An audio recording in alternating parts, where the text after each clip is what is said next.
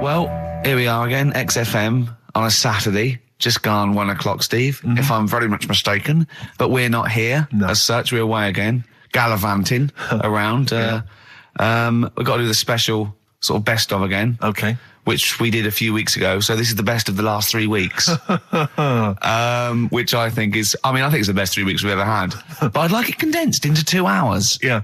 Yeah, some great music as well in there. Yeah, there'll be some great music interspersed with fine chat that you've already heard. Yeah. Except this bit. This bit's new. We've actually, out of the kindness of our heart, we've come in last week. Yeah, yeah. And we've done a few clips just because we felt a bit guilty about shooting off. Yeah. Even now, having heard this link, I'm beginning to wonder if it was worth our time. Yeah. Well, should we play a classic link? Let's play, what, from the last 3 weeks? After this is Feeder. Alright, so, here's the first bit.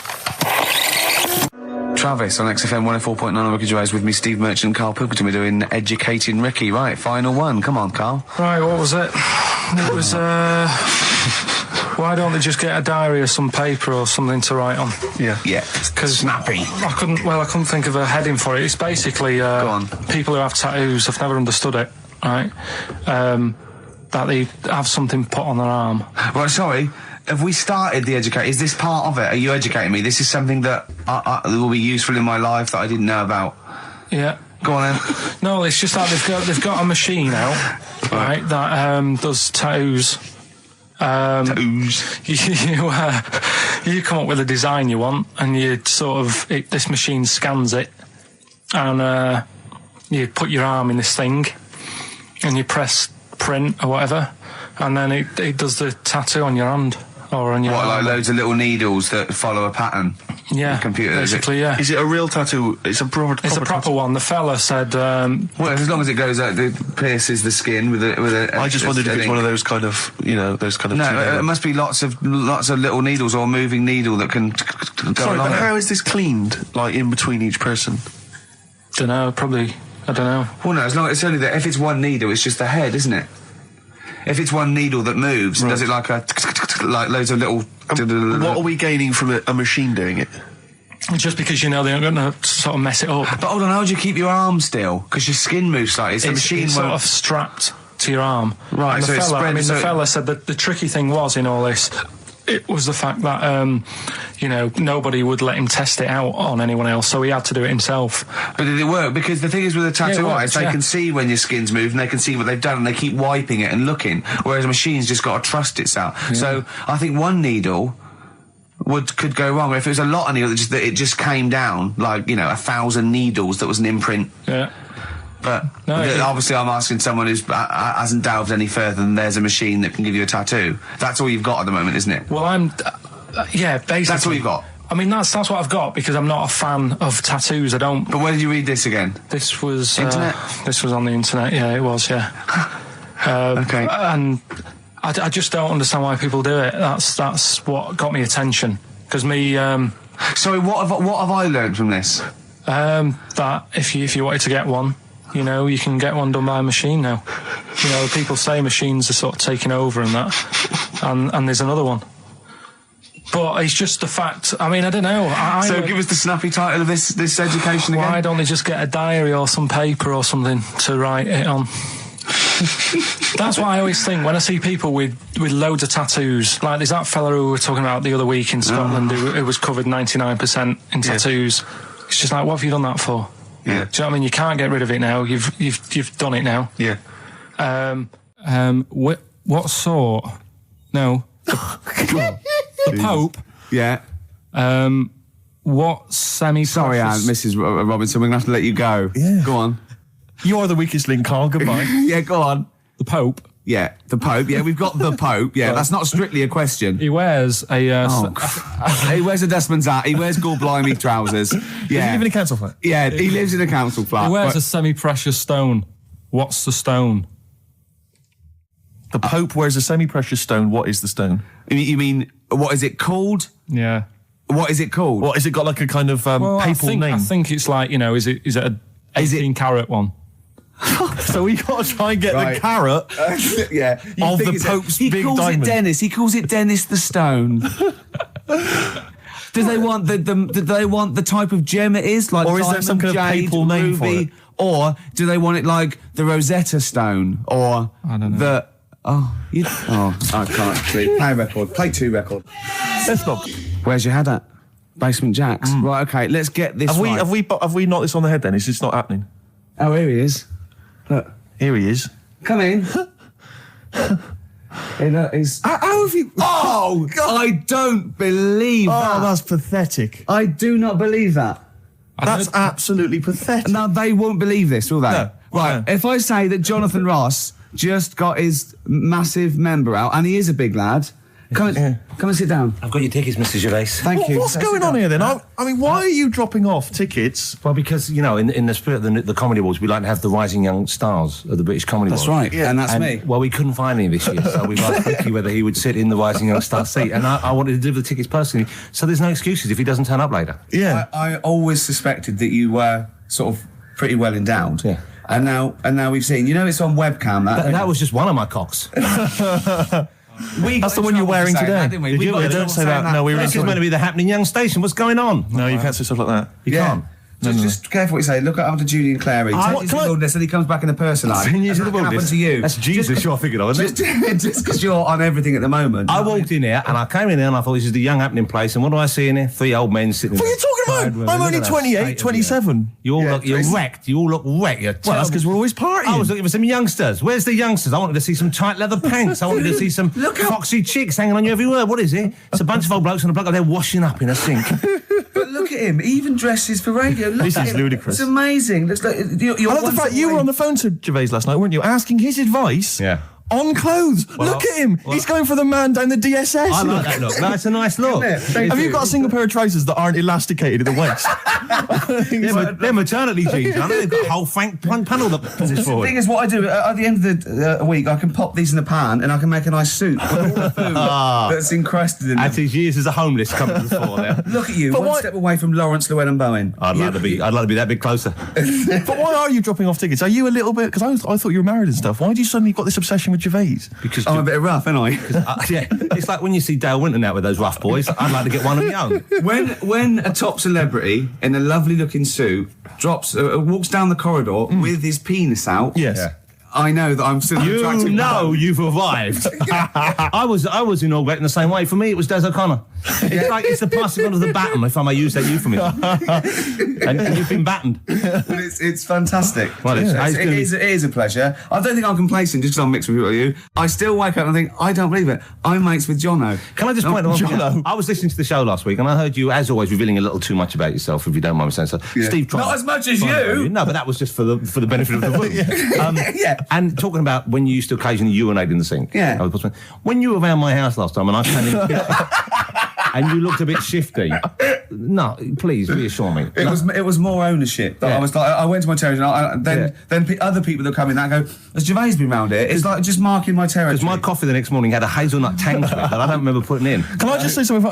Because I mean, I used to, mention to you, Gervais, when we first started getting involved in the business. Yeah. I used to say, if there was one celebrity I'd like to be friends with, it's Jonathan Ross. Yeah. Lo and behold, Ricky's befriended Jonathan Ross. I'm nowhere to be seen. But Not Ricky invited told me- round. Ricky told me that I could be his friend, providing I never extended the arm of friendship. Right. to you. Yeah, if you ever... I thought as much. He tries to keep everyone else down he works with, from the office, all the other shows. He Yeah. tries to keep them down. He said, I didn't even want I'm you to number come one. in. I wanted Yeah. to meet you on the steps. Yeah. I didn't even want to tell him you were around. But you called. He went, who's that? And he saw your name come up and he went, well, can I meet him? Well, you're all coming tonight, aren't you? This isn't Radio 2, by the way. These links are way too long. This is snappy radio. We have to play out... Yeah. You might The be kids have lost interest. But Put some more- the kids want to hear Coldplay, Catatonia, You know what I'd like? Faithless. How about some more of that instantly forgettable hip hop you play each week? One of those obscure hip hop hooray. That's the worst feature on British radio. You should be ashamed of yourself. Wait a minute, I've heard your As I was quiz on saying to Radio Bruce 2. Forsyth You're the having a other day, I laugh. said the hip hop's at its day. You should be that one. Put it away. Put it away. I'm Karl. Carl, how you doing? I'm all right. Got a question for you. Quiet man. Got a question. Yeah. The Pope. Yeah. What semi-precious stone does the Pope wear? That is easy. Go on. Topaz. Is that the right answer? I don't know. I might have wrote it down. I'm really sorry, Jonathan. It's not what he publicly admits to, but I have to know because I was hanging out with him at the Groucho one night, and he was saying, "Oh, look at this, look at this, look at that topaz. Go and buy that. Look at that. Vatican City." Look at that. We can make a nice ring out of that, he said. Didn't go anywhere, but thanks for asking. I better go. I've got to go. I've got to go and buy you. some winkle pickers. Thank you very much. Okay. Enjoy Nice to it. meet you, Stephen. Yes. Carl, I wish I could say it'd been a pleasure, but actually it was quite creepy. See you later. Thanks. That is a blinding record. And before that, Rick, what do you make of those adverts? They were great, weren't they? I like them, yeah. I'm going to buy all them products on the way home. And that's endorsed by Ricky Gervais. He's won awards. Yeah. Rick, do you remember this? This was a hilarious moment. No, you'll remember this when you hear it. It was when Karl said something that was basic. Well, I think for a lot of people it sounded like a lot of old bollocks. Badly drawn boy. All possibilities on XFM 104.9. I'm Ricky Gervais, with me, Steve Merchant and Karl Pilkington, and a few new characters. Steve. I can't believe As that. you said, I know you love Moyles and his sort of wacky stuff, and Chris Moore, Edmonds, one of the greats, and Edmonds, and just all the. No, well, I'm going to go along the same sort of vein. I've come up with a couple of. Can I do a little? Can I show you one? I'm excited. Okay. Well, it always starts with a sort of doorbell. Okay. So it goes, ding dong. I go, oh no, hold on, Steve, hold on, Karl. Who's that at the door? Yeah. Hello. Oh, hello. Oh, look, it's Camp David, the right queer gay. Oh, hello. You look all gay today. Is that because it's nice weather? Oh, no, that's not what it means. Oh, have you got a girlfriend, Camp David, the right queer gay? No, but I've got a boyfriend. Yeah. Oh, bye. Right. Oh, ding dong. Oh, it's another one. Another comic. Hello. Oh, look. It's Holy Fuck, the little funny Chinese fella. Wait, that's his name, Karl. That's his name, Karl. Karl. Hello, Holy Fuck. Harold. Yeah. Right? Yeah, that's fine. Mr. Fuck, you can call me Holy if you want. No, I'd prefer to call you Fuck. Yeah. Right? You're right. Nothing wrong with this so far. No. Have you got a girlfriend, Mr. Fuck? Achoo. Oh, you haven't got that SARS, have you? Yeah. No, that's my girlfriend's name. See? Yeah. Clever. Oh, just before you go, Mr. Fuck, I've got two things here. I've got a nice Trilby hat that you could wear, or I've got a little lampshade. Right. Which one do you want to put on your head and walk around? I presume the Trilby. No, but it's not. No. Yeah. The lampshade. Lampshade, of course. Bye. See you later. Yeah. I thought they were genius. Can I be honest? I'll be honest. I thought they were brilliant. I thought they were. You didn't steal them off Chris. No. They're original. They're original. Sometimes characters. Chris Moyles has done stuff as good as that. I know. Yeah, I know. But no, these are all mine. So there you go. We'll be hearing more from Camp David, the right queer gay, and Holy Fuck, the funny little Chinaman. What? All right, Karl. Yeah. Is that your sort of humour? It might not be your sort of humour. You just should have run it past me before you did it. Yeah. What one are you worried about in particular? The not Camp David. Well, say his name. No. Say his name. Which one? I don't know which one you mean. The Chinese fella. I forget who that was. What was his name? I can't remember. Well, if you can't remember, it can't be that good, so we'll leave it. We won't do it again. Right? I'll tell you what I've got, Steve. Oh, what? I'll tell you what I'm thinking. Go on.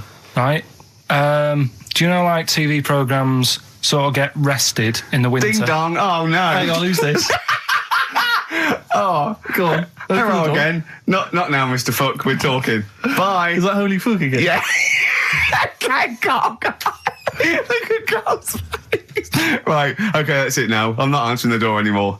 Right. Okay, go on. Right. Yeah. Ding dong, ding dong, ding dong, ding dong. He's trying to get in. Don't be impolite, Rick. Come on, Rick. He wants to come in. No, it's too late. It's too late. He's gone away now. Go on. Right. Anyway, what I'm thinking is, Rockbusters coming back for a bit. What? What are you talking about? He likes my idea. He likes my characters. He doesn't like that idea.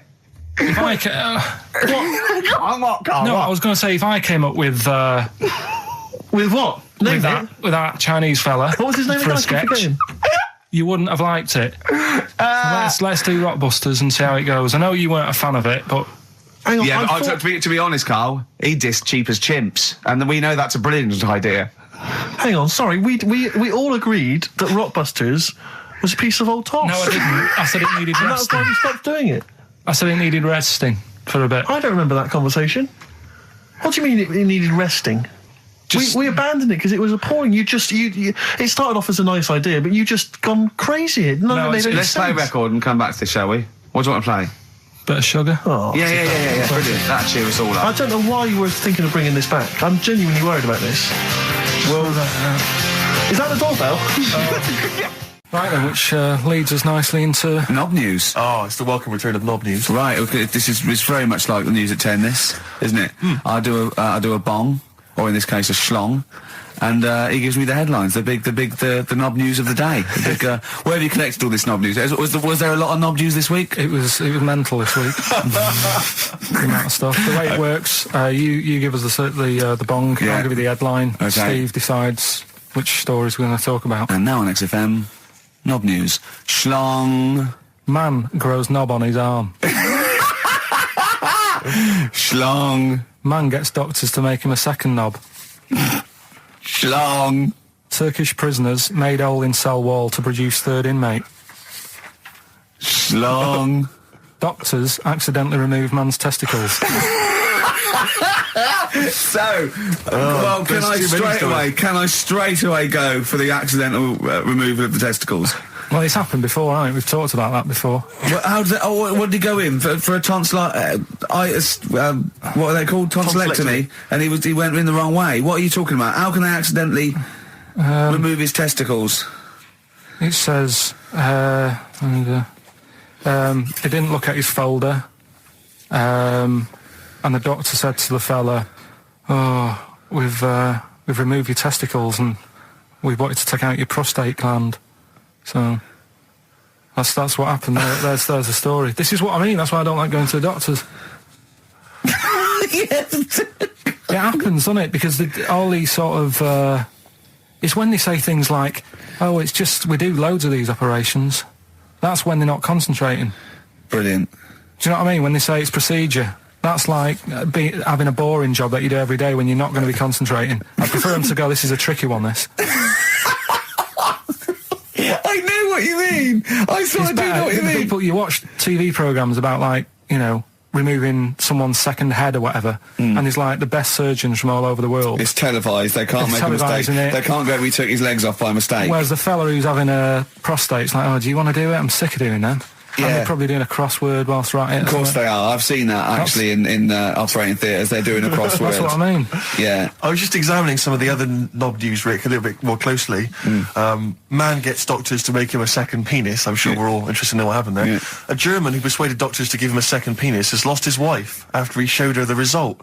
Biker Michael Gruber lost his original penis in a motorbike accident, and doctors built him a second one using a mixture of skin, bone and other tissues. Bone? Apparently, the penis worked so well that he was even able to father a child with his wife Bianca. But Gruber was still not happy and asked doctors to repeat the operation and build him a better organ, to which they agreed. From his hospital bed, he said, "I've got 2 penises, but no wife. I'm hoping when I get rid of one of the penises, I'll get her back." What do you mean? Sorry, he had 2 put on. What side does he wear? So he's had both. So he's had 3 then. Yeah. This is probably the thing that happened with Hitler, when he had 1 ball, but he had 3 at one point, didn't he? So he just kept one in the other ball, gave his mum one, and kept the other one. Well, do you know what happened to me on the way in? Go on. A homeless person called me a dickhead. How did he know? Do you know him? Is that why? He's like the local big issue fella. Oh, yeah. Yeah. And he knows me, he sees me walking up and down the street. Oh, that's how he knew you. Right. So, so normally I have a bit of a chat with him and that, and I walk past him. And you know, I can be a little bit cheeky with him because I've been cheeky with him in the past with stuff. You pinched his arse. No, just saying stuff like, "God, you're always there. I mean, you got home to go to," and stuff like that. Yeah, no, just breaking the ice. Go on. He knows, and he'd laughed at that last time. So I thought I can be a bit cheeky, right? So he goes, "Do you want a big issue?" I said, "No." He said, "Come on, I've got loads of them, right?" So I sort of said, "Oh, when I was a kid, and I used to do a free paper around the free papers one," I said, "Just put them in the bin and go home." Right? And he went, "Yeah, but how am I going to get any money doing that, you dickhead?" You see, I can see his point. He is homeless and having to sell newspapers to get 50p or a quid or whatever. Yeah, and sometimes I treat him right? And today I didn't have any money. I had a takeaway last night, and I normally give them £1, and I felt bad not being able to do that because I didn't have any money on me last night. Right. I couldn't look him in the eye. Did you explain this to the homeless person, the traumas of the takeaway without the tip? Did you explain that, you've had it hard as well? I go, look, you don't I know had food delivered to my warm flat. Yeah, it was a nightmare. You don't know what that's like. You don't know what the trauma is because you can't have food delivered to your flat because you haven't got one. So please don't look at me like that. You should have said. But most people ignore him. At least I gave him a bit of acknowledgement and sort of... took the mick. Yeah. I didn't think I was just being friendly. Yeah. No, I know. You got to be careful with the homeless because this is true, and when the clocks went back recently, so you got an extra hour in bed. Yeah. And I was at Cash Point with a friend of mine, and there was a homeless person sat by the Cash Point, and we were getting some money out, and she said spare some change, and my friend thought, he's a bit awkward. He just trying to make conversation with her. He went, clocks go back. Extra hour in bed. Oh no. I gave her £2. I felt so bad. He didn't do it intentionally. He didn't realise what he'd said. Just making conversation. Bumbling. It's tricky making conversation with the homeless because there's so many areas you've got to avoid. What was on the telly. Yeah. Although I get recognised by homeless people and think, are they? I don't know where. But you've got to remember that's very much your demographic, Rick. Yeah. People who watch TV through the window of Dixon's. In Dixon's. Yeah, there was the lasers on. Yeah. Well, they can smell the alcohol on you. They think you're one of them. There's a fella who was in a coma for 20 years. Just they kept taking him through the normal day. They take him to Alton Towers and stuff. Doesn't know anything about it. Just kept going through the motions. Don't know if they kept charging him. Kept putting him through all that. He eventually came out of it. 20 years. And went, stop taking me to Alton Towers, it's shit. I just thought, imagine how much post he had. Eh? How much post?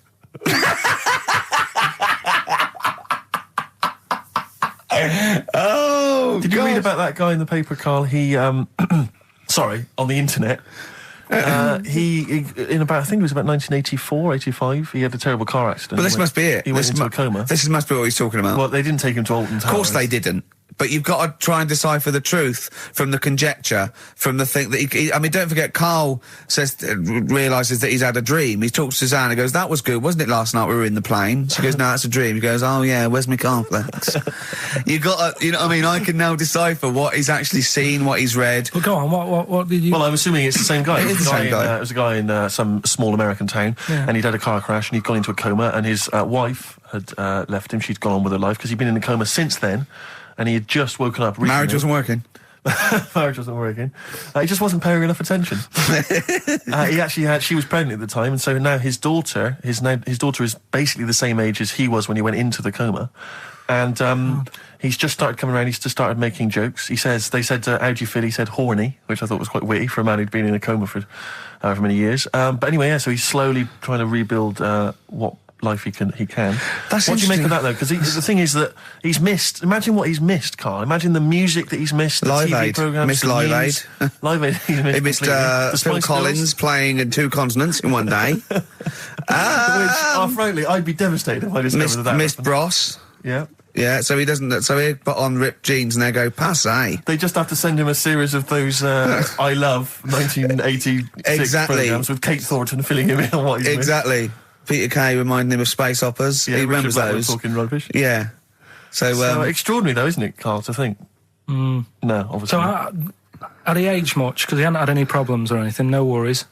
Well, he probably wouldn't have, physiologically, he probably wouldn't have the wear and tear of a 43-year-old man. Because he wouldn't have had sun, he wouldn't have had sort of nicotine, beer. Unless they were just feeding that to him. Anyway, still. Yeah. So you'd feel groggy, though, wouldn't you? Yeah, you might feel a bit groggy, yeah. Well, he's not fully back to normal. I mean, there's some kind of residual brain damage. Yeah. But nevertheless, he can form sentences. He's got no real memory, so he can't remember a lot of things. It was just when I saw Karl, have you been in an accident? XFM 104.9, we're not here. This next clip is one of my favourite clips. Look, it needs no introduction. Here it is. Yeah, Rick, I don't know, I just wanted to bring your attention to this. Someone passed this on to me. It's from the Guardian's media website. There has a sort of website that's dedicated to kind of media information. Is this about our complaint? Well, the headline is Comedian Rapped Over Radio Innuendo. Right. Jessica Hodgson has written the article. Are you familiar with this? Have you seen Well, this? be careful now, because we actually got a complaint, and people don't know this, we got a complaint upheld, and Well, all of this we're very sorry. We didn't mean to offend, and it was a while ago, so we are going to be very careful. Carl's getting very nervous. We're just going to read out. We're not going to editorialise, Karl. We're just going to read out what the Guardian printed about us. All right? Okay. Comedian Ricky Gervais has had a dressing down from a broadcasting watchdog for his repeated use of the word cock in a lunchtime radio show. That's all right. That's what it says. Fine, Karl. that's what He's not going to say it again. He's not. Yeah. Go on. Imagine this is the news and I'm reading it. Yeah. The Broadcasting Standards Commission upheld a complaint against the comedian for coarse sexual innuendo in the programme on London station XFM. The Commission acknowledged that the presenter's remarks were intended to be humorous, but took the view that the amount and detail of the coarse sexual innuendo had exceeded acceptable boundaries for broadcast, said the BSC in a statement. The complaint objected to a section in the Comics Saturday afternoon show when he discussed the different meanings of the word cock. Gervais wondered aloud whether the word was acceptable when discussing birds, but not the male sexual organ. A BSC spokesman said the comedian went on and on about it for nearly 5 minutes.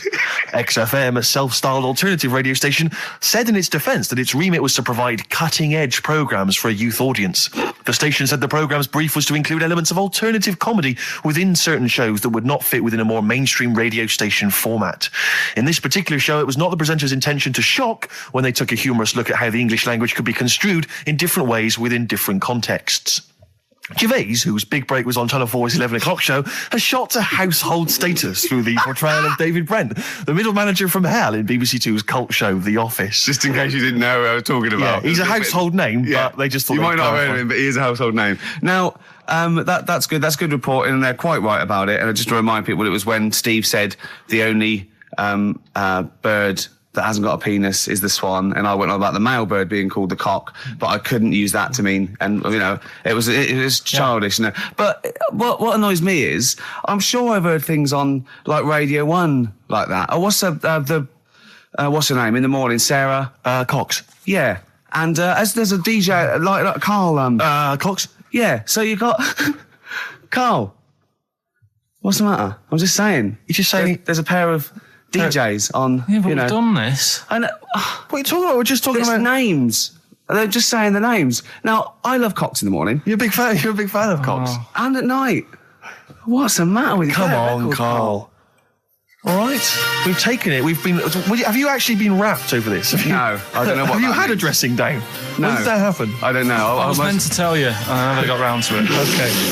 Thanks then. So don't do it again. We went. It was a great day, wasn't it? Brilliant round of golf. Absolutely brilliant. Such a beautiful place in Stoke Poges. It's like a really posh place. And are you a good golf player? Well, we'll get to that. Oh, okay. Wow, he bought the shoes especially for it. Oh, I'd love to have seen him in those little shoes. I know, and they were no good because they were metal spikes. We had to change them. He was annoyed straight away. He spent over £22 on these golf shoes. We hired a buggy that was brilliant fun. I was bombing along, wasn't I? I don't drive, but it was great on that buggy. Well, you've been on a buggy with me and you were a bit scared. Yeah. What? I nearly killed us once. I was just taking banks and things, but you don't see sort of bunkers, and he'd scream and go, "Stop!" And he'd put his foot down the brake, and then I reversed. At one point, he sort of did a handbrake turn next to the lake, and then we had to reverse, right? And you just flick a switch and put your foot down. He did that without looking. I look behind, there's a big oak tree there. He screams, "Watch the tree!" Right? So Dukes of Hazzard. I kept jumping in and leaving him behind because I had to go to my ball. Anyway, the first shot, I got on the driver. I honestly did one of the best shots I've ever done. It went straight down. It was great. I thought, phew, got away with that because it's always the first one because it's a clubhouse and you want to look good. Yeah. So. He tees up, and I've been saying, buy some balls. He just got 6 balls. I was going, what if you lose me? I want to lose 6 balls, right? He tees up, right? Whacks it. It goes miles, like right angles, straight into the woods, right? He turns around, he goes, go and buy some more balls. So I'm laughing, because it's like impolite to laugh, but he broke the ice for me, and I was falling around. And then his second shot, I go, you're off a 3 now.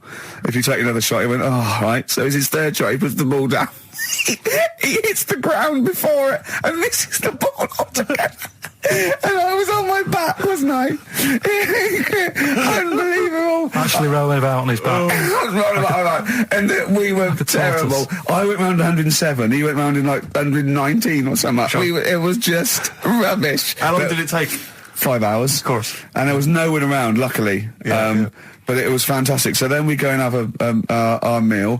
What annoys me, I said, right, I'll go for a run. He went, I'll have a bath. I said, I'll see you at 7:45.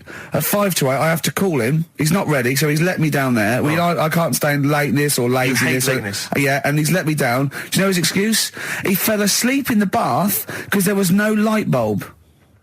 There's no light bulb in the bathroom. So instantly he fell asleep. And he was late. No, do you know what I mean though, Steve? If you're sort of like nice and warm and what have you, I was tired anyway. I've been stressed out for 4.5 hours, right? My life flashed in front of me a few times in that buggy. So it's all sort of wears you down a bit. I thought, right, I've got a headache. You're going for your run. I'm going to have a bath. I walk in, put the light on. For some reason it didn't come on, but I thought, it's all right. I'll just, doesn't matter. You can have a bath in the It's summer, so it's light anyway. Well, there's no windows in the bathroom, so... So you were in the darkness? So I'm in the darkness. I nod off because I'm shattered. He calls up, hassling me. So I said, well, it doesn't normally take that long for me because...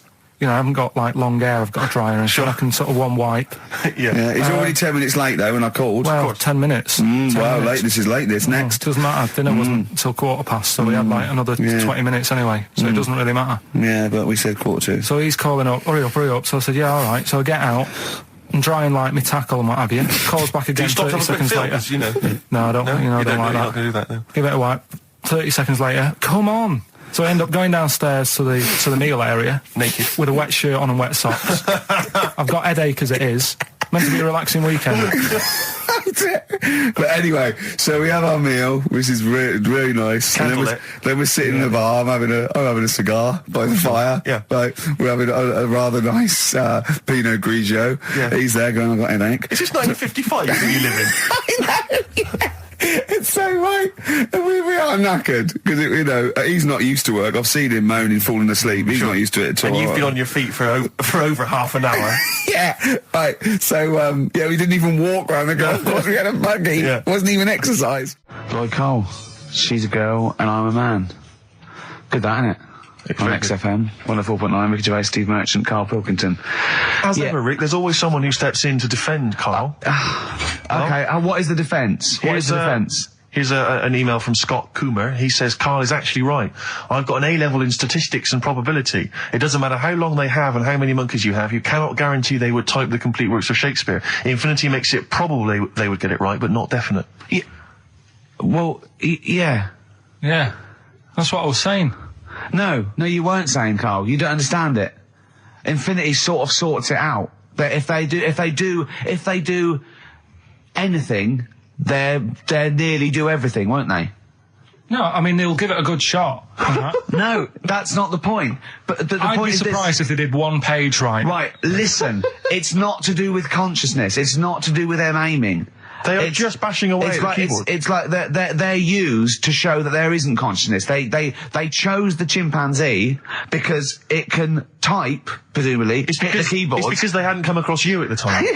Yeah. It's to take out thought out of it. It's to take out reason and trying, right? It's just random. They're saying that if you typed enough things, if the computer was left typing everything, if you left it for an infinite amount of time, and they chose Shakespeare because there is meaning behind it, and it's difficult to get it exactly right, to show you that Infinity would come up with it's not just Shakespeare, it's every novel.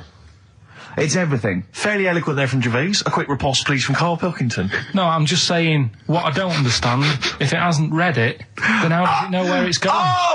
Listen, right, listen, right, Can I just explain to people, right? Some people have said, why are you cruel to Karl? He drives me mental with things like that. What do you mean, well? Can I just, let me just take a breather for How do I do your editing?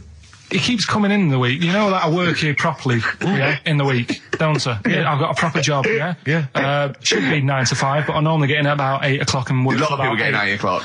Working hard, trying to do my job. 3 times this week, I've been rushing around. I walked past my little studio. He's sat in there, all right? Now, because I've got this sort of job, I can get away with it. I said to him, if I was a doctor...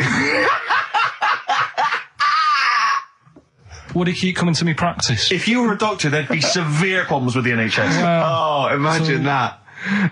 The standards would have lowered so much if you can arrive at the hospital, you're a We'll doctor. pop in, I'll go to lunch, don't we? We have a little lunch break, don't we? I go, come on, let's go now. He goes, I'm busy. I go, come on, let's go now. He's going, oh, you're doing me head in. Well, when I was talking about the monkey conundrum with Karl, he said to me, right, if I had a day off work, and I was, say, watching the TV, and with one hand I was typing a typewriter, would I type Shakespeare? I mean... Yeah, but you see, there's certain things. We were talking a little bit about this stuff the other week, weren't we, when we said, you were going on about Einstein, and I said he's not that good. E equals MC squared, it sounds good, but I've never used it and that. Right? I've never used it! You haven't used 2 and 2 equals 4, Karl! The fella with an apple fell on his head. It could have been anyone sat under that tree. Do you know what I mean? It's just annoying. Lucky. And It just happened to be a genius. Newton gets all the credit do you know for what his I mean? laws of the universe. Well, other people were working whilst he was having a lunch break under the tree. So in a way, it's like he didn't deserve to have that success story. Again, forget the apple and the tree and whether he was sitting down having a lunch break. It's totally irrelevant. Yeah, but what I'm saying is there's certain things that will just happen. It's like, I think we were talking, when we were out eating the other week, we were talking about Noel Gallagher. Well, this is the reason the monkey discussion came up, right? Noel Gallagher... I don't know what to say. I don't know what to say. Rick, I don't want to misquote Noel. I'll be like Herbert Lom in Clouseau. I'm going to get a twitch whenever he opens his mouth. I don't know where to start with some of his statements. Well, as I say, this discussion began because we were talking about a quote that Noel Gallagher supposedly gave. Now, I don't want to misquote Gallagher, but the gist of it was that he said, had I... written Wonderwall or whatever, instead of the Beatles writing Strawberry Fields or whatever, I'd be the one that was considered the great songwriter and it wouldn't be the Beatles. It's just the fact that they came first that meant that they get all the credit as being the greatest band. I don't know where to start with that statement either. I mean, that's Gallagher's thing and he's, well, whatever. We know what we think of that. What was your point, Karl? You agreed with him, didn't you? Yeah, I reckon, right? Do you know we've talked about putting a baby in a room before and it'll know what colour it is and stuff? If you got a room that's painted red... Right, but forget that, because that's going to confuse Hear him out. Listen to me. Say if they did some new TV show, right? Like, what's that film with Jim Carrey in where The Truman Show. The Truman Show, right? So they make up a little room, and some woman has some kids, and you say, right, let's put the kids in this room, and they don't know what's going on outside. They don't know anything about, like, EastEnders and that. It's like their little world, right? They don't know anything that's gone on. How could a child survive without EastEnders? Right, listen. So, you sat in the room, right? And then, when they're all asleep... Right, Wait for this bit. Someone Have you heard this? Yeah, wait for this bit. They're all in a room. Yeah. They're asleep. Yeah. Someone pops in, puts a guitar next to the bed. Right? Nips off out again. They wake up in the morning... And one of them goes, what's this? They don't even know it's a guitar because they've never seen one, right? They're talking English, though. Yeah. We just left guitar out of the vocabulary. Right, so... There's plenty more to come. So, one of them will pick it up, and they'll go, I don't know what it is, and they'll start strumming, they'll go, that sounds good, doesn't it? Give them a few weeks, they could come up with Hey Jude. Whereas, typing Shakespeare... A monkey that can't even spell. I see that. Listen, can't answer it. I might come with you, Rick, if that's all right. We've got to sort out that Christmas special as well. Yeah, no, sure. Alright, I'll see you later. I'm shooting off then as well. Darkness growing on me. Love that, love the darkness. This is the Best Of Show on XFM 104.9. I'm Ricky Gervais, with me Stephen Merchant. Yes. I hope you're enjoying the Best Of. Depeche Mode there, and I Feel Loved.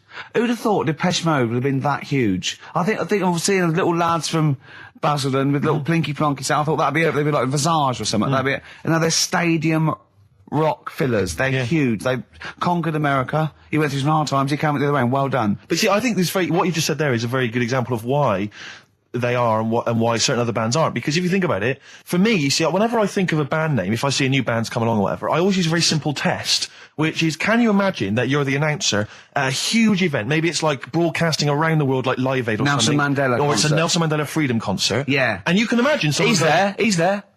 Nelson's there. Yeah, with the there. Spice Girls. Oh, they're all there. But you can imagine someone saying, ladies and gentlemen, please welcome to the stage, Depeche Mode. Yeah. Rolling Stones. The Who. Exactly. But you can imagine someone saying, ladies and gentlemen, please welcome to the stage, Visage. Ladies and gentlemen, will you please welcome our headline act? Welcome Idlewild! Exactly. Ladies and gentlemen, please welcome to the stage, Ned's Atomic Dustbin. It doesn't... You know what I mean? You just know. The Levelers! Some bands aren't going to make it. Ladies and gentlemen, please welcome to the stage, Mega City 4. You know what I mean? It's just a simple test. We'd like you to do that at if home. you're thinking of starting a band, or you've just named your band, you're just beginning, just phone in, tell us, or email in, tell us what your band name is, and we will use that simple test. And we will do the test.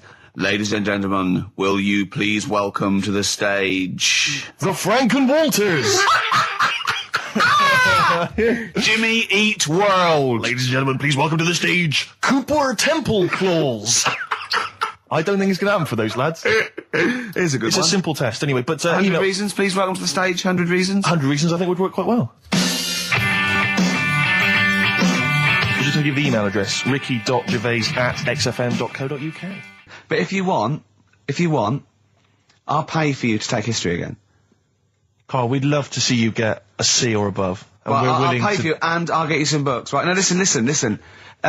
We can, let's get, I reckon, when are the exams? June? Something like that, yeah. We'll try and register next week, and I reckon you can get an A or B. I'm history. I'm In busy. history. No, don't worry about it, it's just easy. I get you Brody's notes. If Heat magazine, they love you, Carl. They could probably sort something out. They could probably pay for a tutor. They got a lot of money, they sell a lot of magazines. I mean, it is always, almost always, and you found that out, I discovered this, it's always the Tudors and Stuarts. There's no fear for them not coming up. Now, what do you already know about them? You must already know stuff about Henry VIII and Elizabeth. No, because it's too long ago to even get interested in. Do you know what I mean? You can't. Is that why you relate didn't- to it. Okay. The Anderson thing, it was like, God, I bet my mum and dad were in an Anderson shelter. This is interesting. What, when they- Oh, my granddad would have, had something to do with this. But the Tudors, it's like, I don't know even if they had a family back then. Play a record, if we come back Hang to on, this. hang Sorry, on. Steve, Because I need to introduce my the new feature. Yeah, for the I record. don't know if I had a family back then. Carl, listen, let me just Carl. ask you now, right? If you can finish this sentence, we've got a chance. Divorced, beheaded, died. Divorced, beheaded. Died. What is it? We just need to do a little bit of work, but otherwise I think you're going to be fine. It's how you remember what happened to Henry VIII's wives. They're little... Divorced, beheaded, died. Divorced, beheaded. It's like spam. Support... What's it? Support, protection, anchorage, movement. That's how You're going to that's nothing to do with the Tudors No, and nothing to Stuarts. do with the skeleton. Yeah, see, no, we're not doing biology. Mnemonics and acronyms. and What happened to Henry VIII's last wife? Did she die, or did she not die? Divorced, beheaded, died. Divorced, beheaded. Do you know that the only king that has got a moustache is... No. The only king that hasn't got a moustache is the King of Hearts on the playing cards. Karl is genuinely... I don't know if he's actually upset or embarrassed, but it doesn't matter. Why does it matter? You were 15 and didn't go to school. If you were my friends, I think you would have just said, oh, we can't find them. Why? But you just wanted matter, to know. What's to do with that? Well, what do you mean? What do you mean? It's ridiculous. Do it again because you want to learn, because there's great things in the world to learn about. Don't worry. Look, GCSE is vocational. Is vocationally for a 15, 16-year-old to go on to do A-levels or whatever, or to get results. But you don't need that because you've done very well. You don't care about the Tudors and the Stuarts. I mean, I mean, I've had a couple of jobs, not this one, because you don't need qualifications to get a job. obviously. In the radio. Yeah, obviously. You're absolutely right. But Yeah. the ones that I have got in the past, I did, because I didn't collect them, I had to lie. And I didn't go mad. I didn't say I had A's and stuff. But I didn't put history down because I didn't even know I did it. So it's a bonus. I kind of treated myself to a D and a couple of C's and that, so it's like, well, he's not... I love the fact that Karl even then was honourable. It's like, I'll at least put down the ones I think I took and lie, but the ones I didn't take, I won't lie about. Yeah, and don't give yourself a B. If they're going to find out you lied, give yourself a B next time, It could Karl. backfire, couldn't it? I mean, my brother's a bit mental and he used to do things like go for jobs and say, oh yeah, I've done this before. Like being a mechanic, and he's never even picked up a spanner. And yet, he'd have the confidence to go and try and fix cars. Well, I'm not that daft, but... God, and he... Who do you blame for this? That's just an easy way out. I have to blame myself. No? Yeah. What was the teacher like? Well, there's loads of different ones. I didn't like... I mean, the history teacher, it is my own fault, because with her, she's a bit mental. And I used to kind of stop the lesson by saying, "Oh, miss, tell us about your fireplace you've got that is made from a gravestone." Because that's what that she would had. stop any English teacher in their tracks. And she loved telling you about it. Yeah, so it was like, oh, I learned brilliant. that from a teacher. So that's why I didn't know about divorce, head loss, and all that. Yeah. Dandruff legs. Horse, head loss, dandruff legs. But remember now, divorce beheaded died, divorce beheaded survived. That's all you got to remember. And what's that? That's what happened to Henry VIII's various wives. In order. What does it spell out? No, it doesn't spell out anything. You just got to remember the rhythm. In order in which he married. Yeah, but it helps. It's like when my mum taught me the alphabet. She taught me as like a song. A, B, C, D, E, F, G. Yeah, constant. No, not like that. Huh. That's how everyone else could do it, and I couldn't do it that way. Right. What tune did she do it to? It was A, B, C, D, E, F, G, H, I, J, K, L, M, N, O, P, Q, R, S, T, U, V, W, X, Y, Z. I feel like, feels like Christmas Day. What, you didn't get the gift you wanted?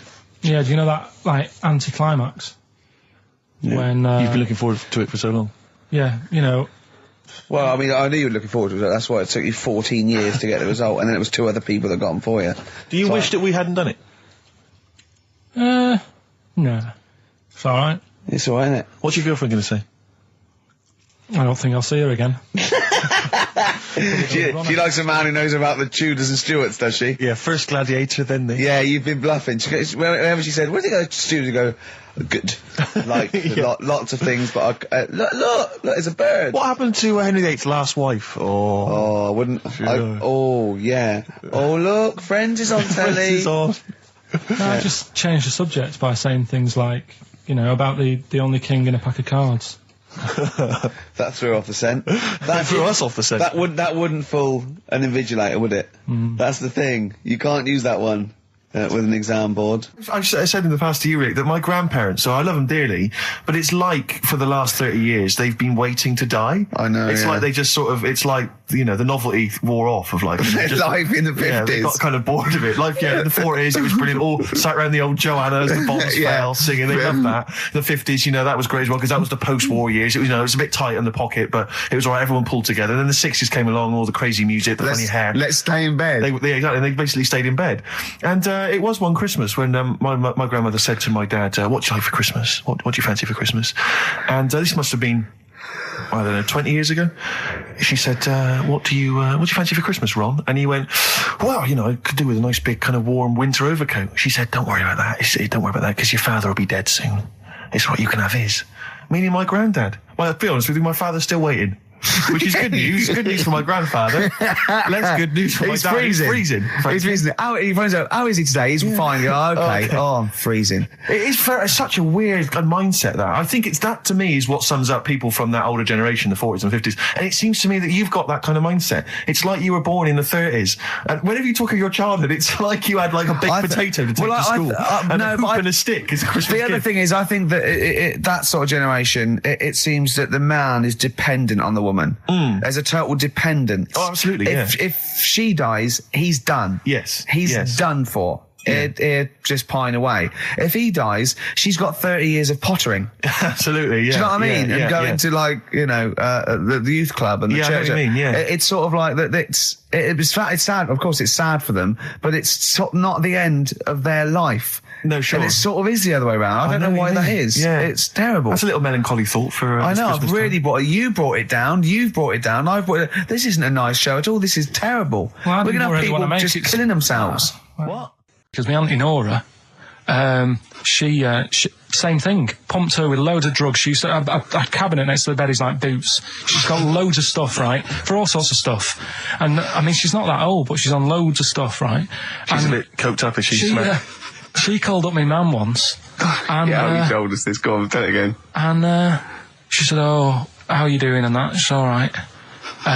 Bit worried though. My mum said, "Why? What's up?" She said, "I've been breaking wind." So she goes, "Well, you know."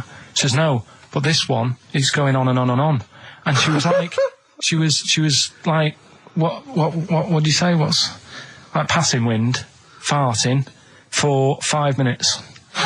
one thing, not like, you know, trumping and then nothing. Yeah. Continuous. Continuous drone of a fart. Yeah. I don't think she had... How big was she? She must have been the size of a barn. No, she's not that big. She's, she's good for her age. No, but Quite I slim mean... in that, quite slim. No, It's but just- flying for 5 minutes. Where's all the gas? Was she circular breathing? Was she sucking it in with her mouth? It was just, I don't know that much about it. But she called up my mum. About 2.5 minutes in. Could you hear it in the background? 2.5 minutes in! 2.5 minutes in, she called my mum up, and it went on for a further 2.5 minutes.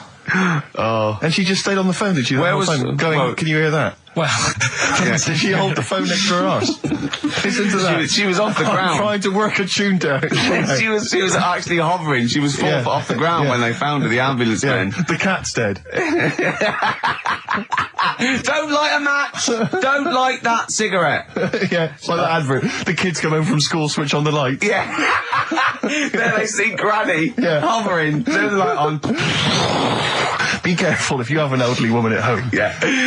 Drugs make you fart. so that's what I'm saying, just let these people... What are you saying? No, wait a minute, what are you saying? I'm saying let people enjoy the life they've got left. No, you're not. You're saying don't put them in hospital, leave them at home to die. No, I'm not. Give them a Rubik's Cube and let them die. I'll tell That's what you're something- saying. Yeah, I'll tell you something now, right? Steve, Right. I'll tell you something. I didn't want to do it because it brings the show down. But she did die. Who, the blue-handed lady? Yeah. How do you know? Because I said to my dad, how's the woman next door? How's She said, Friday? oh, she went last night. They've got an old fella in there now. God.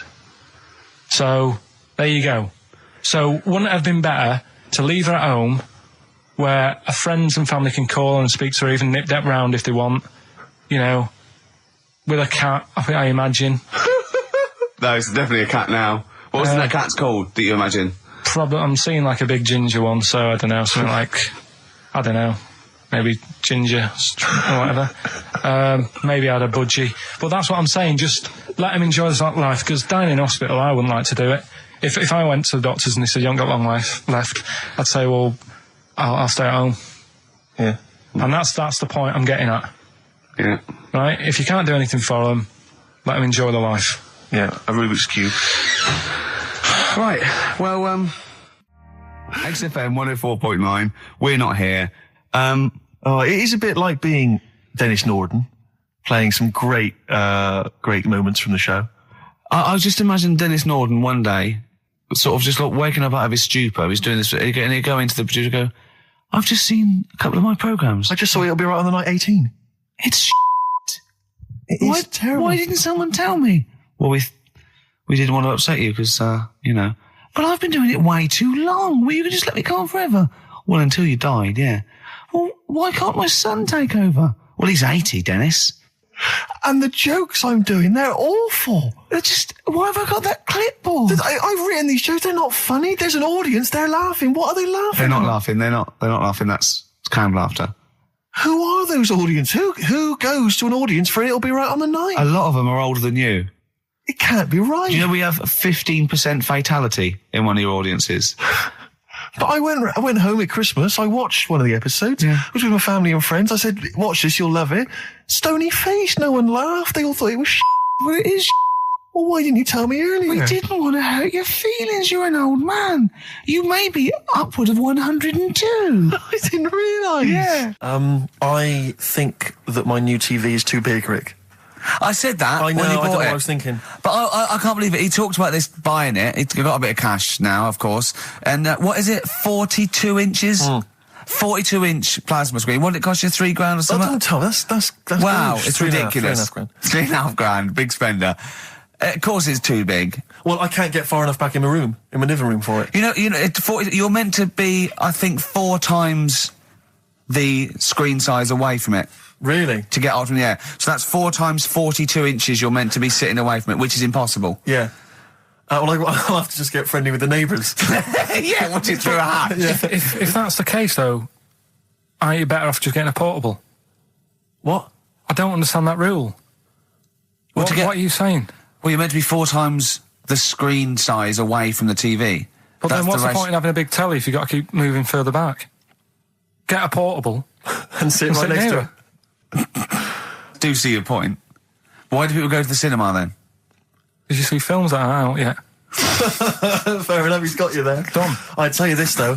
I had it delivered, and, are you supposed to tip delivery men? Of course you I are. don't know. You see, I've never had anything delivered before. I never spent that much money. Not if it's a courier with an envelope, but if it's a bloke who's struggled up the stairs, two fat blokes with a fridge, then give him a £5 for a drink. But the problem was, I didn't realise, and I was thinking to myself, I wonder if I've got to tip him. And the guy was leaving, and my mobile phone went off in my pocket, and I reached in to get it. He put his hand out, thinking it was a tip. I went, it's just my phone. And I felt terrible after he left. I didn't know. What was I going to do? Run down the street and offer him a £5? No, of course not. No, I'm not made of money. I just spent it on TV. Yeah, I got no money, mate. Yeah. I just spent it all on this. I had to clean out my jar, everything, the drawers. Yeah, I had to take some bottles back. The problem was, it took me forever to wire it in. I thought, I'm not going to pay for someone to wire it up, So it took me about 3 hours to wire it in, and it was huge. And I got it switched on, and the first programme that was on when I got it wired in was Bargain Hunt.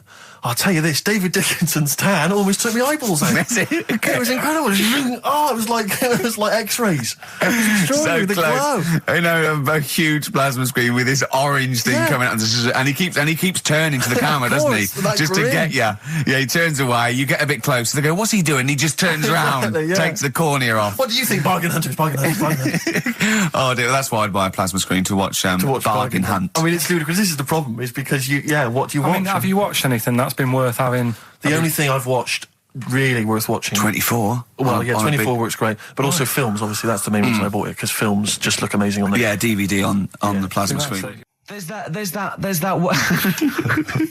There's that one that a bloke, right, was going to get a phone call at 4 o'clock to find out if his business was, okay, right?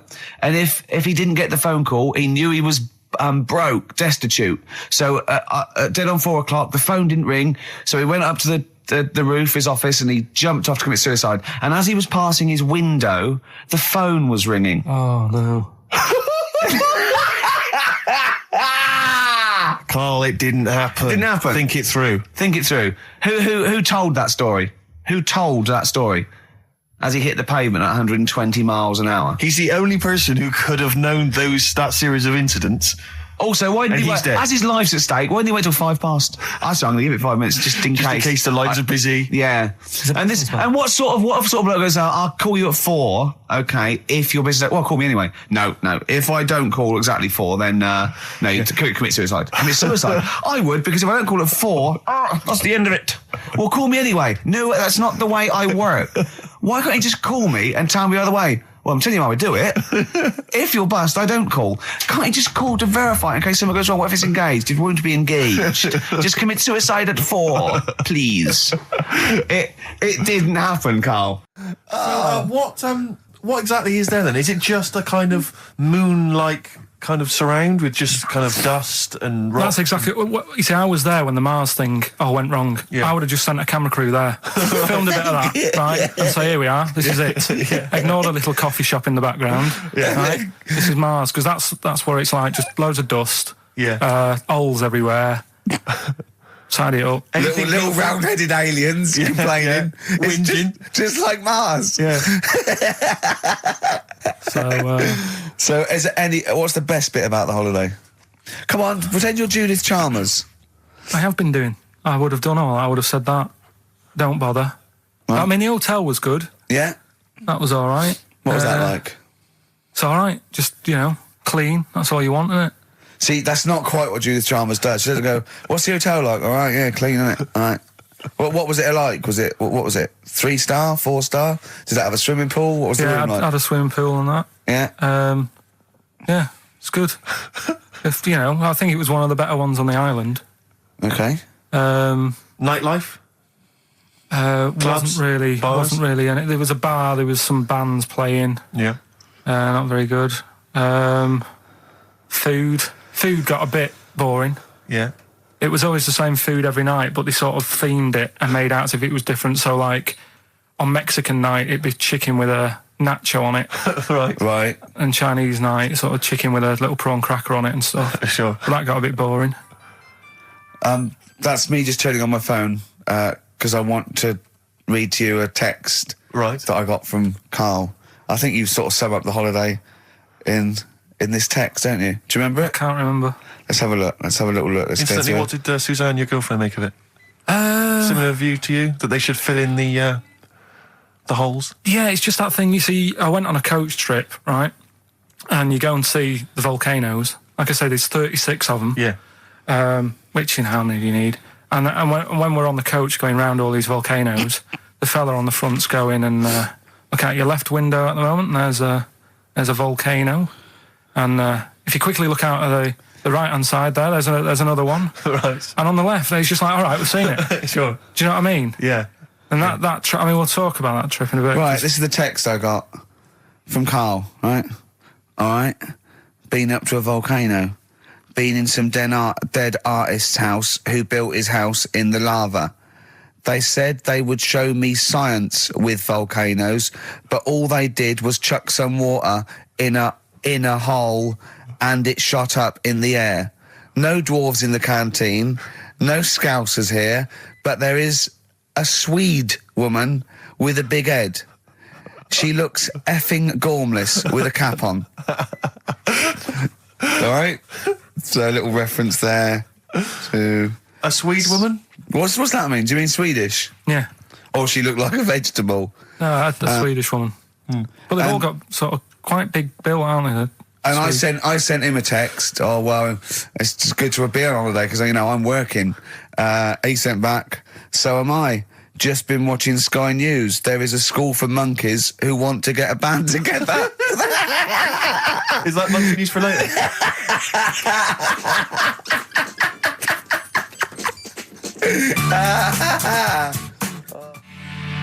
Oh My Corazon by Tim Burgess. I can't get enough of that. I love that chorus. On XFM 104.9. Ricky Gervais, Steve Merchant and little Karl Pilkington. But it was a nice holiday. Yeah, it's all right. It's just, I went there to relax and that. Exactly. Did a little bit of that. Trying to think of some new, features and stuff. Sure, always working. 3 holidays a year, Jesus. Oh, well, not really 3. Oh, two. It's all holidays, really. one big sort of like work thing to me and Steve. 2 holidays, isn't it? Work hard, you need the holidays. So, yeah, the things that annoyed me was like, you get bored, sat around the pool after a couple of days. I'd read my book. Yeah. There wasn't much going on the... Not even any crabs to throw sand at, was there? No crabs or anything. They wouldn't bother with Lanzarote, right? So, decided to go on a little trip. That's when I saw the volcanoes and that, 36 of them. So, we go on the trip, and the thing that annoys me, it does happen every holiday that you go on. If you go on a sort of a package thing, they have these trips, right? And you pay about 40-odd quid, and they give you some wine to sort of make it feel like you're getting your money's worth. But how many of these trips have you been on then? Loads. Probably about 12. More holidays than I've had. Go on. So anyway, so you're on the coach, right? And they take you for the volcanoes. They took us in the middle of nowhere. Yeah. Right. There's nothing else round there. Sure. It's like I say, it's like Mars, but with holes in the ground. Yeah. Right. And they sort of drop you off, and they go, right, everybody, see you back here in an hour. There's loads of volcanoes for you to look at, and a coffee shop over there. And for a fact, right, you don't need an hour there. You could just say, well, just keep the engine running because I'll have a look in this hole, we'll get back on, give us 5 minutes. Don't need an hour. Absolutely. But that they've got something going. It's a backhander, definitely. What, with the coffee shop? Definitely, yeah. They go there. And they get everyone to have an ice cream and a coffee, and they sit down, have a fag, talking to the bloke. Yeah, and it's like, cousin. Yeah. How much was the coffee? Was it probably about €3 euros? So I think it was $3.50. Sure. Yeah. Which is, I don't know, that's about £2.5. Yeah, they've stitched you up. Placebo, The Bitter End. That's the first single to be lifted from their forthcoming album, Sleeping with Ghosts, which you can hear in full on the XFM online listening posts. I'm Ricky, you cheeky little devil, Gervais. With me, Steve. All right, ladies, what can I get you to drink? What, you think I'm made of money? I meant half a mile or something, Merchant. And Karl, I'm stressed. If it's too hard, I don't want to do it. Pilkington. Indeed. Oh, well, it's nice to be back, Rick. Rick, I heard a rumour that you weren't going to be playing great music today. I'm assuming that's wrong. It is wrong. This is what I mean about the grapevine and just Chinese whispers. I'm not having it. There's some great music coming up. Right. I heard that there was going to be some boring chat. Sorry, it's that. Well, I want names. I mean, I don't want to name and names, addresses. Rick, but that's the gossip I heard. It's totally wrong. I heard it was going to be inane, ill thought out, often stupid. No, Karl's not going to talk so much this week. We're going to try and sort of bring it back to real radio. So that's an absolute lie. Yeah, great. Good. All right, Karl, had a good week. Yeah, not bad. Have you? Going on holiday now, aren't you? Well, I will be doing later. Tell you about that later on. What? There's a hook. Can I just check? Because there are rules in place, aren't there? Yeah. There was a big bust up in the week. I'm only allowed to wind him up. I'm not allowed to wind him up socially now. I'm not allowed to. What am I not allowed to do socially? I think squeezing the head. Okay. Socially, has been crossed off. Right, okay, and I agreed to that because it got to a head where Karl was really upset and he was thinking of just giving it all in, weren't you? Yeah. Yeah. Why was that? Because you were just winding me up too much. Yeah. I mean, do you want to bring it all up again? I don't mind. What was I doing? It was just. I mean, I should say now that there was a conversation where we were all sort of really walking on eggshells. It was frosty. It was a conference call, and Karl was on one end. And I'll tell you, I was very much a media. I was very much a UN mediator. What do you think of that? It was difficult to sort of keep it serious when I'm saying stuff like, "I'm sick of you putting a Burger King bag on my head." Do you know what I mean? Yeah. There's a part of me that's like, I can't believe we're doing this. What I like about it is that I'm laughing and going, well, I won't do that anymore. And he's going, you can still do it on air. And like today, I came in, I went to squeeze Eddie, went at 1 o'clock. I love those rules. Yeah. I love those rules. Well, between the hours of 1 and 3 on a Saturday, you can squeeze his head, you can put a Burger King back on his... I can't wait. It's terrible. Oh, but dear. That all started last week as well, really, because I got in a bit earlier to do an edit for you on some track that had swearing in it, right? Yeah. So getting early, he comes in, first thing he does is go to sort of squeeze me head. And my reaction was, not now, do it later. As if it's all right to do it later. Yeah. So that's kind of what made me think this isn't normal. We should just point out, when we say squeezing your head, what exactly does that mean? I put my hand on the front. I do 2 experiments, right? Yeah. One is the side, because you can crush an egg sideways, so I think that's more dangerous. Right. And I actually put my elbows out, and I pressed like a vice, and I really go for it until it really hurts. And the front one it shouldn't hurt so much, if my experiment's right. I don't know. Well, it was all this that sort of, built up. Sure. And the research that you're doing there, Rick, is that going to be available online at some point? Well, that was the problem. That's what I was saying to him, because it kind of started last week. Well, it's been going on since we've known you. Yeah, but I just upped it last week. It got out of hand a bit. I upped it to when I think it got to ahead on Thursday when I filmed it. That was it, yeah. That's right, I brought in a cameraman to film me torturing him. And there was some people from the 6th floor being shown round. Yeah, some management and that, showing probably clients round. Sort of, they've probably been on all the different floors, same what all the different radio stations do. This is XFM, the sort of this sort of noise going on. Yeah. You see them all look down and saying, don't do that, right? Sure. They might want to spend a load of money. Yeah. Right? Yeah. And he's doing that, he's wrestling with me, he's filming it. So that's when I just thought, It's mad, isn't it? And then when we were having the argument on the phone, I was saying, has this been some sort of experiment? Yeah. He did. He said that, and of course I lost it. Yeah, but it's all good now. Do you want to squeeze his head before we play the next? I won't at the moment because we've got to get on. It's not right, and that annoyed me as well because I was trying to find out where he was going. I was filming him. I was going on waiting for Karl. Told Johnny he's meeting a mate at 6, which annoys me on 2 counts. And I'm just doing it to the camera, So I'm gonna follow him and just turn up and go. All right, where you been? But then when I came in, he went, I'm meeting a mate, and he told me where it was. So I told him that spoils my fun. Of course. Because you'd want to just track him down. I don't want him to like it. Yeah. Which is pulled the rug under my carpet now that he's going to let me do. Do you know what I mean? It's just, it's a little bit annoying. It's that thing though, you see. This happened years ago to me, right? When, you get pally with someone and then you wind each other up and then there comes a time when you just go over the line. Yeah. Right? What happened? Well, it was this lad called Anthony, right? He was my mate. Yeah. And, we used to sort of always have a little fight in the toilet and that. Right? Sure. Punch each other. No, I want to wipe it. And the punches, used to get harder and stuff. And then, so he hit me harder. Turned out into a proper fight. Yeah. I chipped his tooth on the sink. Right? Right.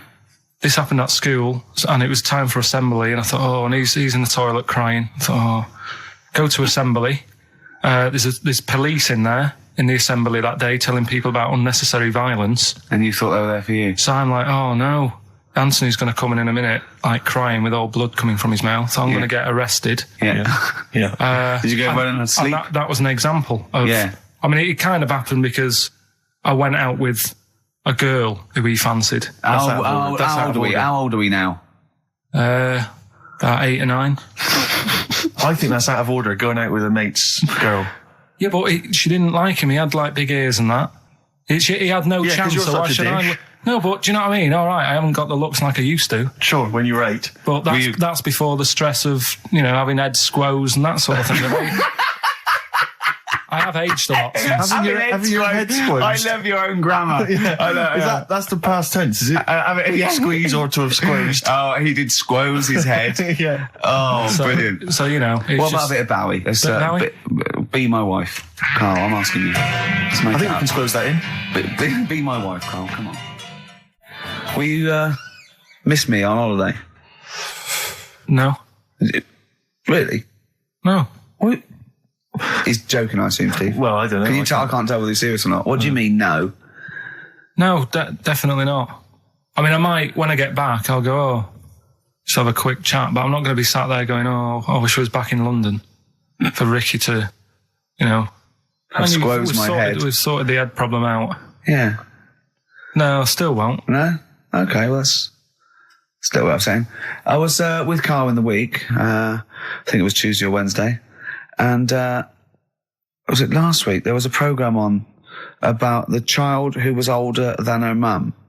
A child that was older than her mum? Yeah, right, which he was looking forward to as much as Oliver, the humanzee. Humanzee, yeah. And I didn't see it in the end. Did you miss it as well? I missed it. So and is what it is this little girl, and she's got an ageing thing. So he was telling me about this. It's all from him. He went, and what it is, right? She's about 5, right? But she's aged, so she's actually 90. Right? And I went, oh God, really? He went, yeah. And then he went, could she get served in an off licence? I went, no. He went, well, that's not fair. I went, what do you mean? He went, well, I said, she's 5 years old. She's a 5-year-old girl. He went, yeah, but she's got the body of a 90-year-old. So, oh God, let her have a fag.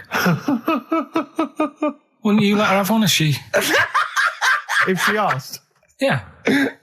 If you worked in an off licence and she wandered in, right, and... So she's 2'6".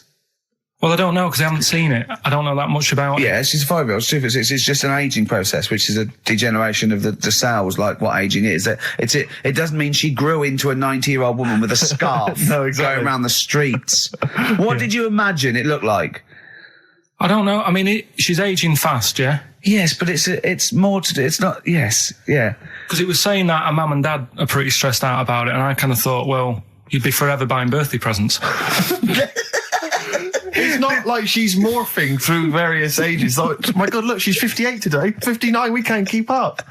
Well, how's It's it not that. It's not like she's got- it has the same effect as aging on the body. So at a cellular level, there's a degeneration as quick as if she'd gone through. I don't know. I got this from you. I'm guessing, Karl. It's not like she's watching Top of the Pops one week and she's loving it, then the next week she's going, I can't understand what they're saying. It's not like music it's all in my bland day. dance. I remember. I remember when I was 4.5. They were real bands. Now, that S Club 7 were excellent. Yeah. But what's this tripe? S Club. But if she wants a fag... She's 5 years old, Karl. But she's got to experience everything in a short spell of time. Do you know what I mean? You've got time to sort of... I think you're thinking of her life like that Fatboy Slim video, where it starts off as something crawling out of the sea and then it evolves really quickly over 3 minutes. I think that's not the case, Karl. Her mind she isn't aging in her mind at the same time. No, she's not living a whole life in 3 weeks. It's just her body is degenerating quicker than it should. So if you worked in odd bins, you wouldn't serve her with a bottle of wine? No, I probably wouldn't. Well... Unless she had some ID, which That's would a probably bit cruel, be fake. isn't it? I said, well, on that and on top of all her other problems, he wouldn't even give her a glass of... Yeah, a bottle of wine. And her ID wouldn't look right because she's aging all the time. The photo would never match. Yeah. Look at my hair there. That was last week. Well, it was 2002. Exactly. We don't know enough about it, so... No, I haven't seen it, so yeah, maybe we should apologise because that could sound callous and cruel. Because I don't know what the whole It was just the title. the vibe of the I know the title that It's excited something you. like, I'm older than my mum. No, it's the child that's older than her mother. Well, Yeah. so that was weird. There was some good stuff on in the week. You missed that, I do. You didn't watch that. Didn't see that. Saw, Maybe someone have it on video for you. yeah, if you taped it and you send it in. Watch it on fast forward. She'd really age then. Imagine that. Whoa! Well, we got some weird stuff to talk about though. What? Coming up later. What? Darren Brown. Oh yeah. That was interesting. I know the fact that the track we've just talked about him asking me nicely not to squeeze his head when people are around, and a girl who ages so quickly she should be served in odd bins. And he goes, "But we've got some weird stuff coming up." That's Karl's world. Yeah. That's our song, isn't it, Karl? Leave all this misery behind, isn't it? Turing breaks, painkiller. That's what I could do. I could sort of give you a little local anaesthetic and squeeze your head and see how far it would go before. Style, I want to get back off holiday. Oh dear. Rick, I was watching music television this morning just before I came out. I love it. I love it. I kind of agree with Wyclef Jean. Yeah. That just because she dances loco, it don't make her a hoe. No. But I can't help but feel she's not helping a case. I mean, she's there every night, basically, getting them out for the lads. I know. For money. Yeah. I mean, I don't mean that she's a hoe or a whore, as we say, but I can't help but think if you think people are slagging you off, calling you a whore, get a different job. Because I'll tell you this, you like the money. Yeah. She likes the easy money. I'll say this. If, basically exposing and sort of wobbling round your minge tits and arse doesn't make you a hoe, what does? I don't know what does. Look at Karl's head, just went down there, just went down. He doesn't like this sort of filth, do you? He's thinking about Maxine. That's Who's Maxine? That's her name. Pot in her red shoes, Maxine. Oh, is it? Yeah. It's a moving song. What's the horse about at the end? Horse, I've never understood that. Never understood that. Is Wyclef doing all right? Is he? I'm always a bit concerned about the Fugees because I heard Lauryn Hill's her new album's apparently not very good. Nas or whatever his name is, I don't know what's happened to him. He's disappeared off the face of the earth. I've got a soft spot for him all. I think he popped up too much. I think it was a bit ubiquitous, jumping up on everyone's. He's a funny bloke as well. Wyclef. He's a lovely man. He's a good guy. Good luck to all the Fugees. So good luck to all the lads from the Fugees. Any other bands you're concerned about? Hepburn. What the hell? What has gone wrong with Hepburn? Oh, it does make me worry. It does make me worry. Well, do you want to do some, give some stuff away? I suppose so, Karl. We could, yeah. Yeah, set it up, set it rolling. What is it? Which of your many competitions is this? Songs of phrase. Talking of competitions, I remember last week there was a big argument that Karl kicked Steve off the team because he was getting a little bit uppity and trying to take it over. Pub quiz, isn't it? Pub quiz, yeah. But then you let him back in, didn't you? Well, he was all right. He came to me afterwards and said, you're not going to kick me off, are you? And I said, well, yeah. He came back sort of, I suppose, begging. Was it embarrassing or...? Well, no, it's just, he learned his lesson. He realises he overstepped the mark, like you have this week. Yeah. Do you know what I mean? We've all learnt a lesson. Yeah, we've all learned a lesson. But I won the quiz, didn't I? And you didn't. Well, that doesn't matter. The thing is, but I won all the money, didn't I? Please bear in mind it's taking part that counts, Rick. Yeah, sure. I wasn't winding you up in the quiz, though, was I? And all your team was older. Yeah. Well, what's that got to do with it? You've got a collective age, your team, of about 300. No, one of them was one of them was actually 5, but she just aged a lot. I think when I took the 11 plus, we were all around the same age. That's what I mean, right? Your team was a lot older. What was our average age, would you say? Average age probably 30. Right. Yours at least 41. No. Definitely. No. Definitely. Only 2 of us were 40 and 3 were about 30. No, rubbish. Yeah. Who's 30? Martin, Glenn's about 36, yeah. About 30, but it all helps, doesn't it? And Alps. And you've all got... Arnold's under 30. Arnold's under 30. And you've got a better general knowledge. yeah. We were cheating. We knew more. You just knew more stuff. Yeah, that's not allowed, is it? Proper quiz time, But I wasn't winding you up, though, when I won. I wasn't gloating or anything, was I? No, that's all. When you kept sort of counting it in front of me and... Like he hasn't got enough cash already, Karl. How much was it? How much was the prize? I can't say. Maybe gauche. Right. Is that tax-free, that money? Yeah, it's a prize, isn't it? Is that true, though? Is that how it works? I think so. Prize money, isn't it? I don't know. Well, otherwise, I assume you'll be declaring that. Yeah, I will, yeah. Yeah, you'll be Paying tax on that. Yeah. Because you know where people, the taxman could contact you via XFM at any time just to check that if you wanted to. Sure. Okay, prizes to give away this week. You've excelled yourself again. We've got, once again, Scotland Rocks, the very best of Scottish music, Texas Deacon Blue, Brilliant. and Jerry Rafferty. Proclaim's on there or not? Proclaim's there, don't worry. Delegate's on there as well, don't worry. Yeah. Sweet. Don't worry. It's Biss on there. It's Biss on there. I'm just checking to see if Midge and Hugh and Gry feature, but they do, thankfully. I don't know. The Rosillos as well. Oh, and brilliant. That's great. So I look forward to Is that. Lulu on there or not? Is she not on there? I can't see her, actually. She's not on there. But the Wets, are the Wets on there? All the Wets or not? Fairground attraction. Brilliant. That's on there. So is Wee Hootie McTooth on there? And is Jamboree? What's this? This is another arbitrary compilation called Strange and Beautiful. The X-List album, which is quite good. The new album by the White Stripes. The DVD Walking with Cavemen, that TV show that's on VHS. It's still got the price on there on VHS in case you haven't seen it. Fight Club and the best-selling book from Michael Moore's Stupid White Men. So actually some quite good prizes there, Carl. Not bad. All right, Carl. What's this competition? Right, Song's a Phrase. It's where I get a line that sort of is said a lot on the show or has been said quite a lot on the show. Yeah. Is this one Stop Squeezing Me Head? No. Oh, could have done that. Yeah. But what we're doing is my favourite. The Elephant Man's my favourite film. Is that the phrase? Yeah, that's the phrase that we're looking at today. The Elephant Man's my favourite film. It is as well. It's his favourite film. I know. Why is that again?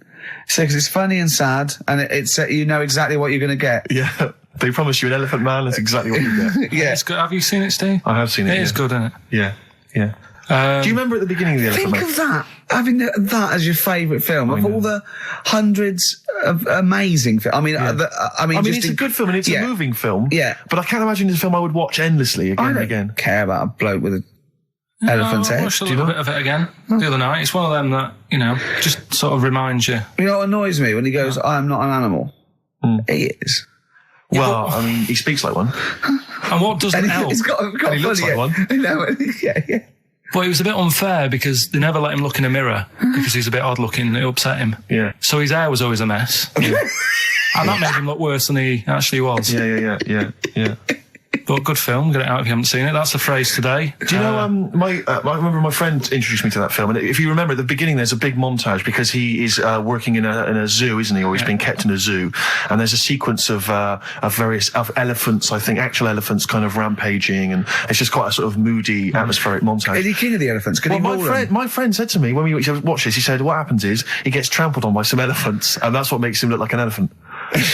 And I went, right. And I watched it and I thought, that's not the case. And I tried to explain it to him, and he's, to this day, still convinced that the Elephant Man, it's like when Spider-Man was bitten by a radioactive spider. Yeah. It was his mum, wasn't The it? Elephant Man. The power of an elephant.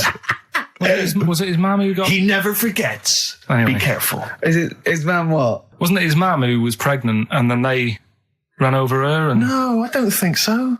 that's the impression I got from it. No. You are joking, aren't you? No. I thought, I honestly... Anyway, right, so the phrase is, my favourite film's The Elephant Man. Hold on, wait a minute. There's 5 songs make up that sentence. Yeah. Right, this week. Have a listen, see if you can work out the songs. Email in, ricky.gervais@xfm.co.uk, right? And you win all that stuff Steve just said. So, right, here we go then. The Elephant Man, he's my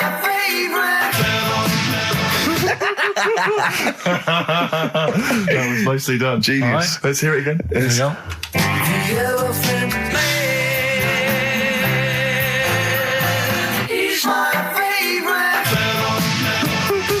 5 songs there. The Elephant Man not is so hard this my week, which is favourite good. film. Well, I thought we'd make it a bit easier. Make it a bit easier. Yeah. Just, All right. just one more. The Elephant Man, he's my favorite. Email only ricky.gervais@xfm.co.uk. Brilliant. A bit of hip-hop hooray, a bit of a rap classic. Although you may not have heard it before. Basically, they then go on to give shout-outs to lots of Players Club. Sweet. So we'll end it there. That was Rappin' Fateh and the song Players Club from 1994. Still sounds brilliant. It's still hip-hoppity though, isn't it? It is indeed, Rick. Let's have some adverts. It's the Mock Turtles. XFM 104.9. I'm Ricky Gervais, with me Steve Merchant and Karl Pilkington. Karl the K-Man Pilkers. Little Pilkers, little baldy, roundy, heady Pilkers. Oh yeah, there's Go on. There's a what's the name? If people go to the You're website. joking. There's not a what's the name. An actual what's it? You are joking, Karl. No, it's just you reminded me. Oh, of the did I? little round bald head. Yeah. If they go to xfm.co.uk, right, Yeah. /Ricky, there's a picture on there. You know that picture you did? Oh, that I drew. The one you drew of me? Who put it on? Did what XFM put it on? Yeah. Did it look good? Can you get into it? Can I have a I'll look? have a look. Yeah, I'll have a look during the What next is it? xfm.co.uk? /Ricky. Right. And there's that little picture and people can sort of put bids in and the money goes to, Me, I charity. assume, as I drew it. No, it's for some charity thing, so... Because I've read something that I think there's been a bid of at least £50, which is pretty No, impressive. there I swear hasn't. to God, I just saw it earlier. I deleted it because I thought someone was winding us up. You deleted it? Well, I didn't know, did I? I didn't realize you didn't keep me informed. Well, it just... Oh... He's a buffoon, Karl, isn't he? I think you're an idiot, but sometimes... Oh... Yeah. yeah. Well, I'm just going to life's check. cruel. Just going to check the power list. Top 100 most important people in radio. What's this list? Oh, it's just the most important people in radio. Oh, 56, Ricky Gervais. That's annoying. 56. Let me see. So there's 55 more important people than me. I love the fact there that I've beaten David Mansfield, who's the controller of Capital. Yeah. Arbitrary. The Radio Academy Power List Top 100. And you're what, number 56? Yeah. Ricky Gervais, XFM. I noticed we're not mentioned, Karl. What's your thoughts on that? Well, You know. A little stinging that. I'd have thought, considering the amount of work you put into this show. don't No? get me started. Are you on here elsewhere, Karl? No. Too busy. Chris Moyles is number 96. Oh, that's good. That's good news, isn't it? He'll be off the list by next year, I hope. so What is funny, word, aren't they? Steve? Go on. Right. Who's number one? Number 1 is Phil Roberts. I don't know who that is. Right. Wouldn't you think that Marconi would have got a mention? Marconi, now what station's he on? Weird, That's the point, because I got one in television and you thought John Logie Baird would have got a mention. Yeah, exactly. That's great, although it's not ever, is it? Again, I'll slip out of that by next year, I'd have thought. Yeah. Oh, dear. Just checking to see, oh yeah, Dr. Fox, good, he's on there at number 39. I'm assuming his medical qualifications have also put him in the list. That sneaks him up the list, yeah. Yeah. Typical. Pete Waterman, yeah, number 35, that makes sense. Important guy.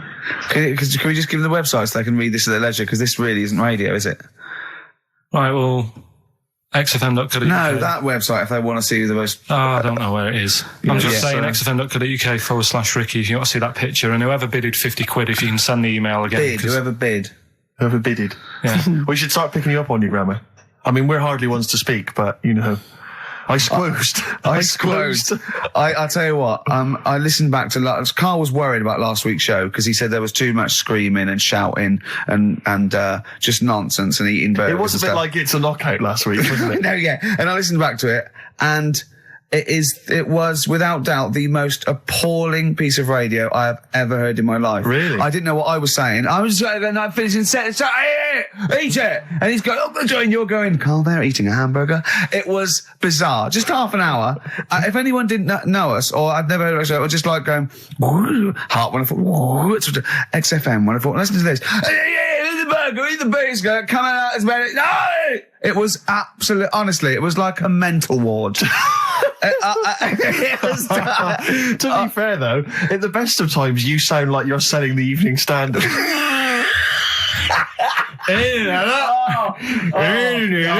Oh God! Oh, we should have the worst bits available, should we? Just the worst bits of broadcasting ever. So where I didn't finish a sentence, or it was just shouting, or a record. I mean, it was swear word slips out, and just put them all on a CD. Like like Panky put out the best of his phone calls. Exactly. Yeah. Yeah, I haven't got that. The worst radio show in the world ever. Yeah, no, that's what I call bollocks. Yeah. All right, calm down. That's shit. just cheapened it. Oh, now once Sorry, player again. record. Oh, tits. Good to see those boys still rocking. That's AC/DC. Shook me all night long.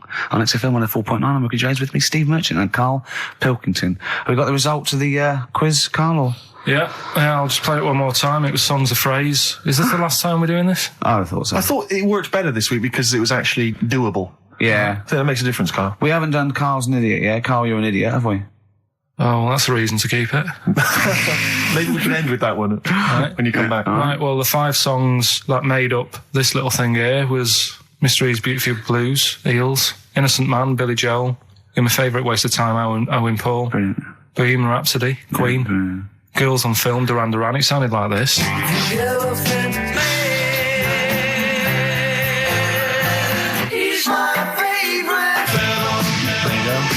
The Elephant Man is my favourite film.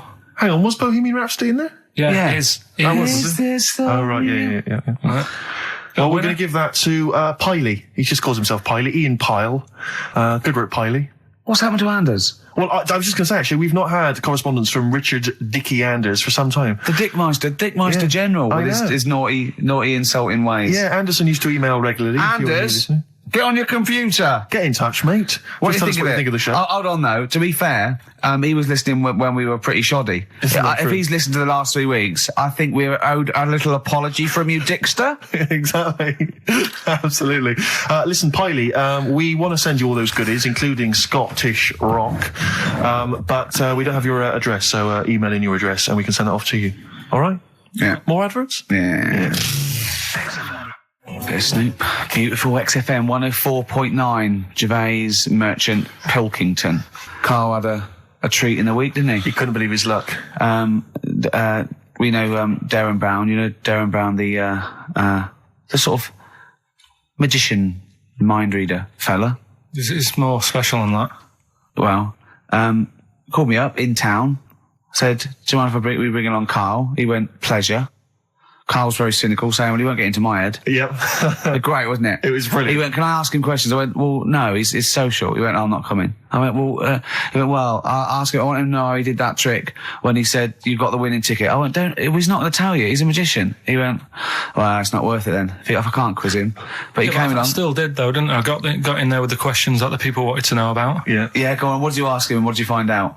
I said, how do you do that? I love the fact that the first half hour, me, Steve and Darren Brown were convincing Karl that he didn't see a ghost when he was 5. Yeah. And then we got onto the tricks. Yeah. Well, it will live in my mind. He won't get inside my head. Yeah. And he got inside your head magnificently, Karl, didn't he? I mean, were you not amazed? I mean, Darren promised actually that he would come on the show in the future, and then you, the listeners, can see how he can baffle, amaze, and generally freak out. I Karl. think we should film everything that happens, right? Because it's just a waste, because you're only getting half of it when you hear what Karl has to say. Because his face... Yeah. Honestly, it says 1,000 words. Yeah. Do you know what I mean? It's just, I think we should film it and just put it on a DVD of Karl's facial expressions. This is Karl thinking he saw a ghost. Yeah. This is Karl thinking they were going to clone a man moth. Yeah. It's just different faces. So do you want to try and explain what he did and what marvelled you so much? Right, yeah. He comes in, he sits down. I'm a bit sort of, spooked Skeptical, by him aren't you? straight away. Oh, you're spooked by him straight away, were Yeah, you? there's a weird thing about him. Right? So anyway, he sat there, and I'm watching him. It's because he was naked. checking, seeing what he's, looking at and stuff. Yeah. So anyway, he gets his paper out, and I think, right, he's going to do a bit of trickery and that. And he says to me, right, write down a number and a name, right? It was between A two-digit number, and a name of anyone you know. Yeah, right. Now the thing is, I thought of the name because I was telling Steve earlier about the kid at school who I fell out with, right? Yeah. Over that girl who was called Aris, Yeah. right? So that name was like in my mind, ready to go, because I didn't want to use anybody's name who I knew, No. sort of now, because Sure. maybe you've mentioned it in the past. Do you know what I mean? I couldn't say Suzanne. I knew Couldn't say Colin my dad. making anyway. Yeah, well, do you know what I mean? Auntie So Nora. I picked a name, yeah. Well, I thought you might have been thinking about Auntie Nora. So I picked this name, right, that you three didn't really know about, Yeah. right? Number just came to mind, right? So he 42, says, right, we were never thinking of that. 42, right? He said, right, just keep saying it over and over in your head. And I'm there, and he's saying all these sort of different numbers at me, and I'm trying to throw him off a little bit.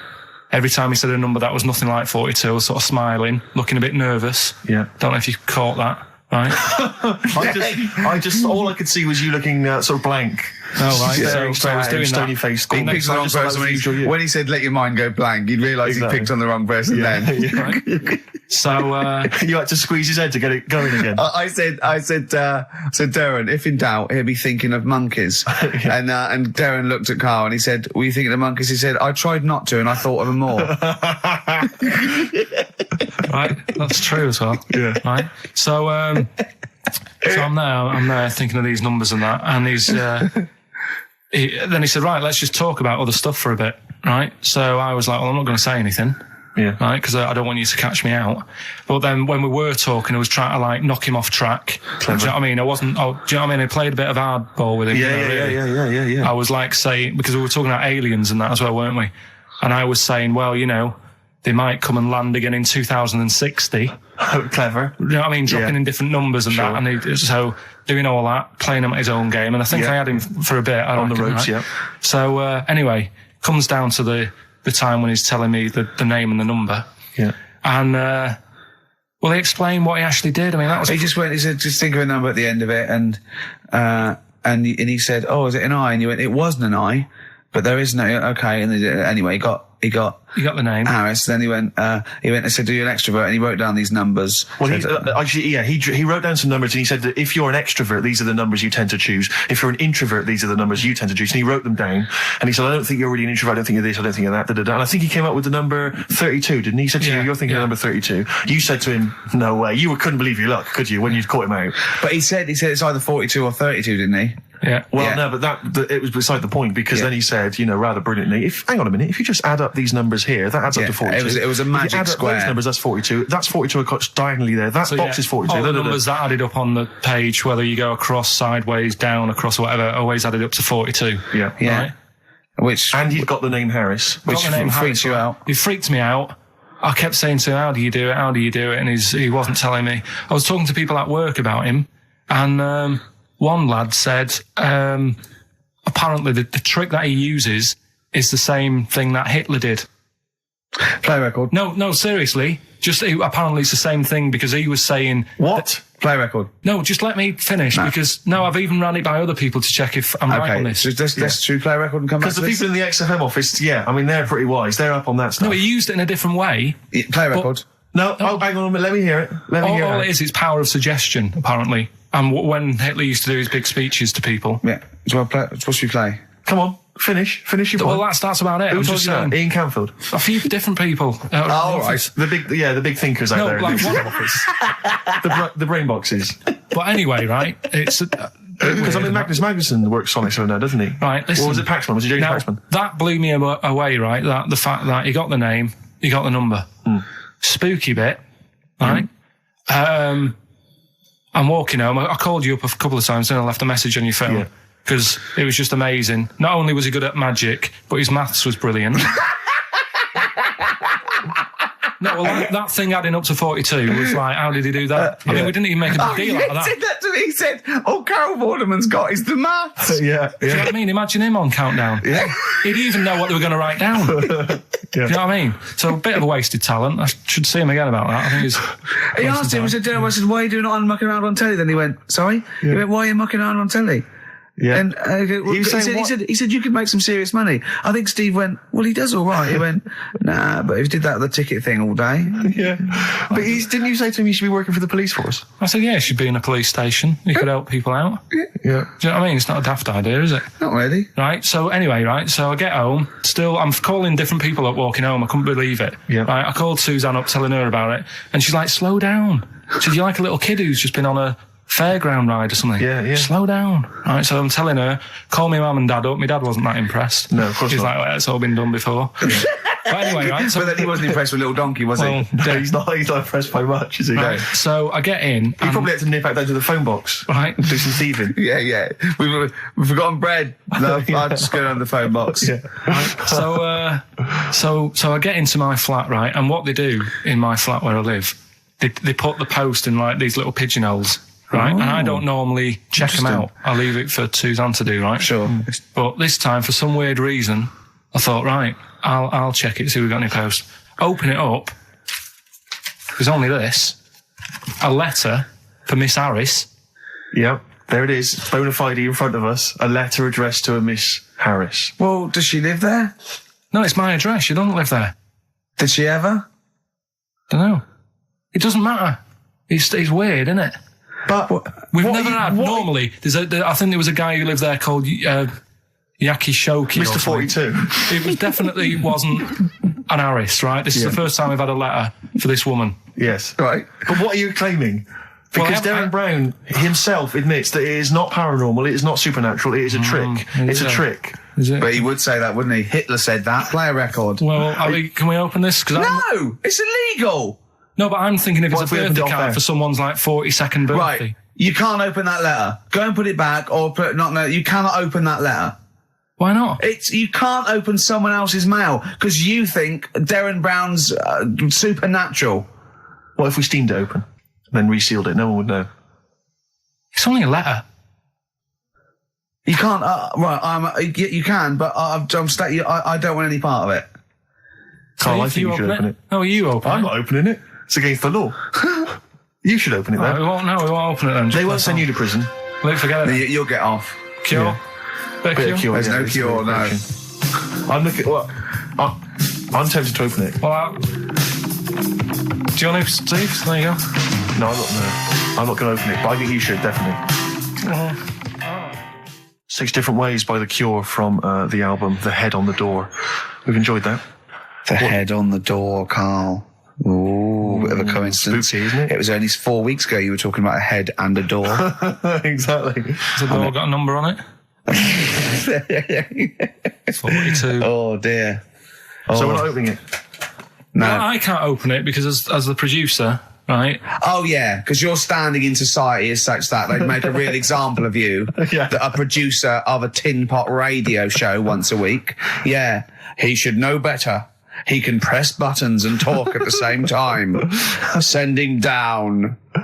But they wouldn't try you in an adult court. You would Carl. get They away. wouldn't be You allowed. would get away with it. Just they'd hear you speaking for a little while, and the judge would end up squeezing your head and letting you off. It'd be like those people who train monkeys to break in. Do you remember down in South London? We talked about it in the past, and they were going around robbing stuff, and they trained them to do it. Yeah, think so they I did think some time, I don't think those monkeys would have got in trouble. It would have been the keepers. So, I think XFM would probably take the rap. Will you open it?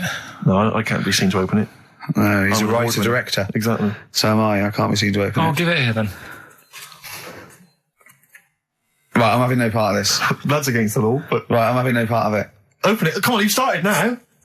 Right. The thing is, right, if it's important, we can say maybe she's listening. But do you need to stress? What it could be anything. What are you going to say? We're going to say, oh, and if you are listening, Mrs. Harris, you have got gonorrhea. Call the clinic. Do you know what I mean? It could be anything. Oh dear. Oh well, I think my talk did well. Well, what is it? Is the number 42 on there? What is it? Can you say? Be careful. What? Let me see what it is. What is it? Dear Sir, Madam, your periodical dental inspection is now due. Would you kindly contact the surgery to make an appointment? Harris, Mrs. Harris, if you're listening, your periodical dental inspection is now due. You might want to contact the but dental surgeon that you normally go to. she could have a faulty tooth. 42. 42. 42. I don't believe it. 42. 42. Oh my God. God, that Darren's good. isn't he? Darren Brown's good, isn't it? Oh dear. That's some blur then. Karl, is that really 7.5 years old? Blur. The Universal. All right. On Wise XFM. words there. Yeah. Just made me think. Sure. Carl, I asked you in the week, didn't I? How old was that kid when that was out? She wasn't born, so she was about 30.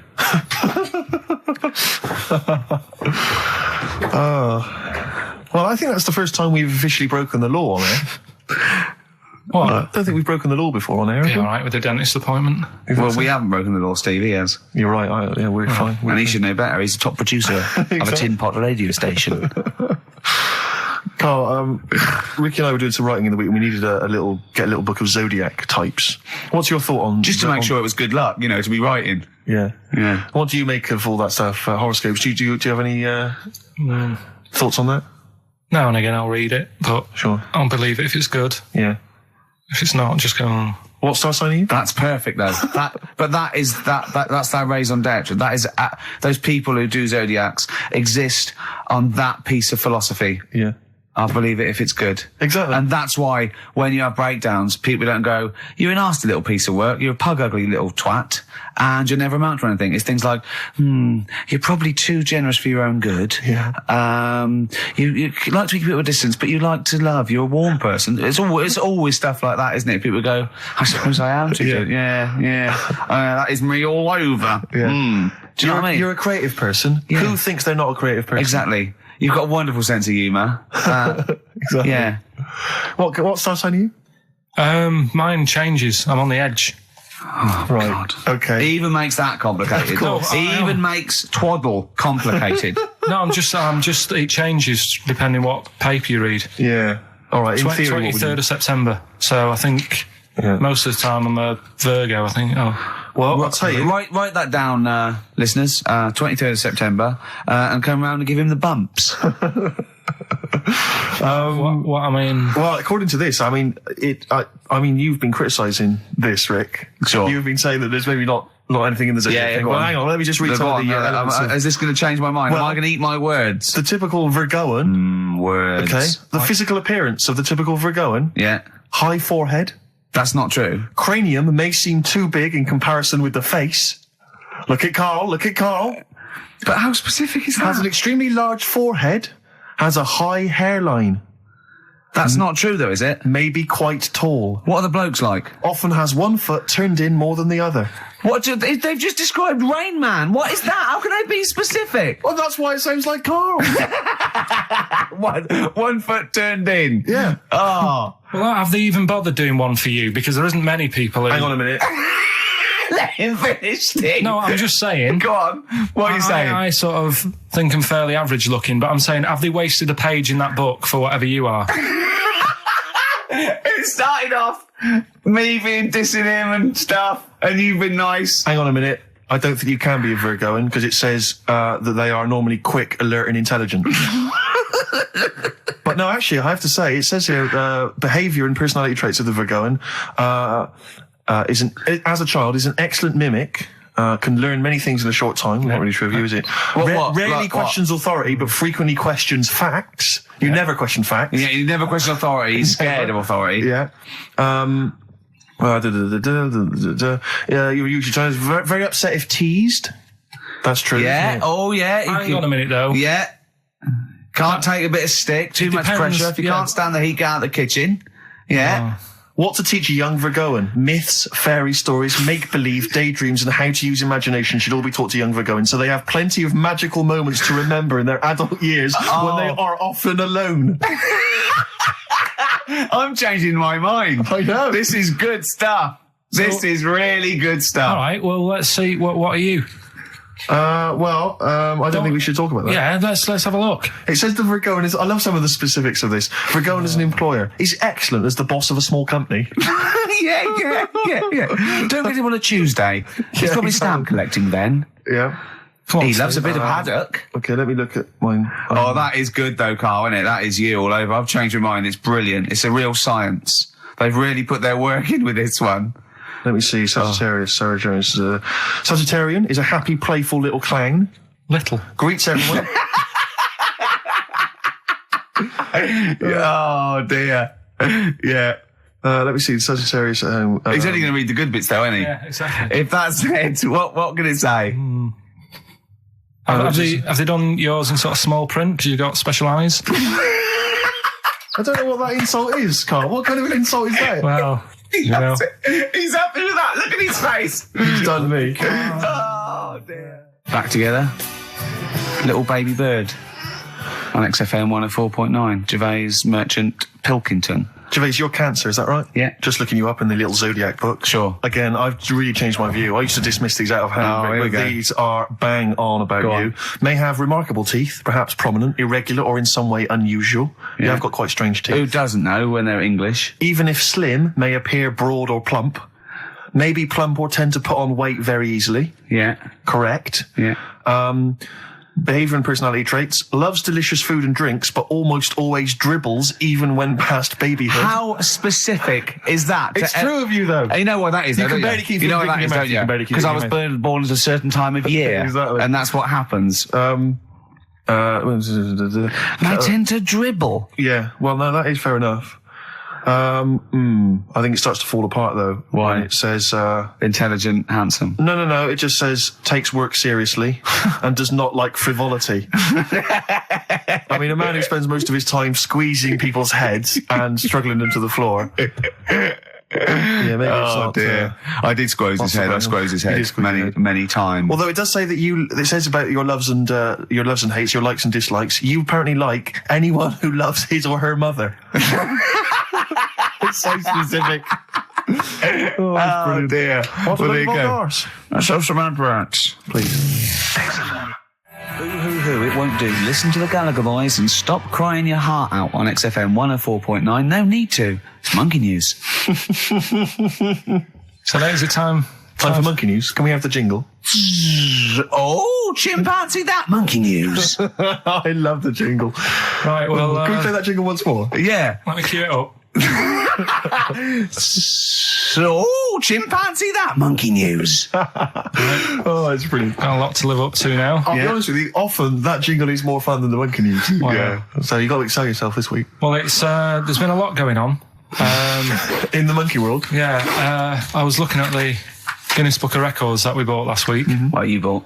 What that I bought. Is it still wet? As I was cleaning the tea off it, I was having a little read through, and there was some monkey stuff in there. There was this isn't the actual story. I'm just telling you what it's like looking up monkey news all week. It's like behind the scenes. It's like the making of Monkey News, which is actually available on DVD. Exactly. It's 12 minutes unseen footage, just the making of Monkey News, which is my favourite bit in a way. If you enjoy Monkey News, see how it happens. See, from conception to It's all put together. yeah. Go on. Yeah. What's a typical Monkey News day? Well, there was some stuff about a monkey in the Guinness Book of Records. I think it had the record for asking for a cup of coffee in 23 different ways. I don't know what to say. Oh. That's good. Just to show the monkey news is getting bigger and people are covering it. Donald McIntyre, he was on BBC. Yeah. On Monday. He That was was on doing Channel 5, wasn't he? No, he hasn't moved over yet. This is something that he did for the BBC. Right. So that was pretty good. That was about, well, it wasn't good. It was pretty sad, really. What? He was doing these things, like last week we were doing Cheap as Chimps. Yeah. And someone emailed in saying, Donald McIntyre's doing Cheap as Chimps. Really? And it was about... I bet he wasn't. I bet Donald McIntyre did not do a programme called they didn't Cheap as use that Chimps. title. No. But you could tell where they'd got the format from. Sure. You know what I mean? Sure. And it was about gorillas and how much you can get one for. But the problem was, because they're that pricey, they were sort of... I don't even want... It's depressing, If it's cool, then don't... Yeah, forget it. Yeah, it was a bit... Okay. I mean, should I just say, in the making of Monkey News and Cheap as Chimps, not anyone known as harmed. There's no monkeys. No. Go on. All right. Well, anyway, today's story was emailed in. So you didn't even do anything towards it. So when you say I've been working on Monkey News, what, you printed that out? So is the making of Monkey News you checking your email? Well, Brilliant. no, I'm always looking at different options at, how much is going on. This is what makes me laugh when he says he's really busy. Yeah. I'm doing other stuff and that. I'm doing other stuff. People are sending in Monkey News. Yeah. Yeah. You get an email. Is it from check it out. Reuters? Well, listen, it's from Steve. Okay. Right? Now, what it is this monkey, right? Yeah. Don't know where it was. Mm-hmm. But there's a bit before the monkey anyway, right? Jeez. Is this, now listen. Shoot me. Right? It's a bank. There's this bank, right? Busy bank. Normal day, everything's going normal, right? Busy bank, people going in, doing what they do, seeing about mortgages and stuff. Yeah. Everything's normal, everyone's happy, right? Yeah. So anyway, it's quite busy one day. Fella comes in with a gun and a balaclava on. Up to no good. Right, I'll tell you now, Karl. If this fella turns out to be any ape or monkey related species, you're never doing this again. You're never. So just, if you want to finish it, it's at your own risk. But if this fella who robbed the bank turns out to be a chimpanzee, that's the end of Monkey News. All right. Okay, let's hear the end. It's a lovely day in a lovely bank. Everyone's happy. Everything's normal. The man comes in a balaclava. Man comes in. Is it a man? Starts waving a gun around. Shut up, Rick. Let him finish the story. Starts waving a gun around. Yeah. Right? Up to no good. So everyone's thinking, oh, God, wish you didn't come in here. It's not going to be a good day. How tall is the man? Shut up. Let's hear it. Everything, oh, God. He's telling everyone to get down on the floor. Yep. In what, in English? In English? Yeah. In English? So? Yeah. So everyone's panicking. Everyone's getting on the floor thinking, this is it. This is, it's all over. Yeah. Just when you think, it's all bad news. Yeah. It's all bad news. Doors swing open. Little monkey wanders in. God, it's worse. Shut up, Rick. Little monkey wanders in, right? The robber's like, what's going on here? He's telling it to get down on the floor. I don't think it was taking any notice. No, right? it was just busy asking for coffee. It runs in. I don't know if it was going to withdraw or deposit or whatever. It wanders in, right? Goes up to the robber. Where did it come from? Shut up. Will you let him finish the story and then ask questions? That's only fair. Okay. Wanders in. Runs up to the fellow with the gun, takes the gun and the bag of money off him. Everyone's like, yay, we've been saved. Then the monkey starts backing out with the gun and the money. Shut up. Sit down and I'm not having this. And Here's the end of the story. It does a runner with the money and the gun. No one's seen it since. You are an idiot. I mean, you have said some stupid things in your time. What are you talking about? It's a story that happened. No! What are you talking about? What do you mean it backed out? It came in, was it an accomplice? Was it an opportunist monkey robbery? What are you talking? Think, Karl! Think! I know it's mad. That's the idea of Monkey News. We're telling people how monkeys are pretty, they're mental. They're up to no good. What do you think? They've never seen the monkey since. What, did he have a getaway car waiting? Did he swing his way to freedom? Where was this? There's no details. Don't talk rubbish. Well, yeah, Steve emailed it in. He's got it off the net. And the funny thing is, can I see it? Have you got the information there? Yeah, the funny thing is, it wasn't just him who sent it. I had that a couple of times. So a few people obviously read the story and said, that'll be good for Monkey News. It doesn't say anymore. It doesn't say if he went off to Spain. It doesn't say, if he's on Crime Watch. Yeah. It doesn't say any of that. It's just saying that's what he did. That's the story. And that's what Monkey News is about. I've heard that they're making a movie version with Phil Collins. So I look forward to that and Julie Waters. So that's this week's Monkey News. If you've got any, if anything's happening don't bother. in your town. That's the end. No, that is the end. That's the end of Monkey News. No more Monkey News. This is bit of Queen. It says it here in this email, Rick. It's got to be true. Right. 7 Seas of Rye. That's for you, Karl, because you're going on holiday. Do like to be beside 7 Seas of Rye by Queen. Rick, we've had an email from number one fan, Richard Anderson. Oh, I'm excellent. opening it. I haven't read He's it. loving it, isn't he?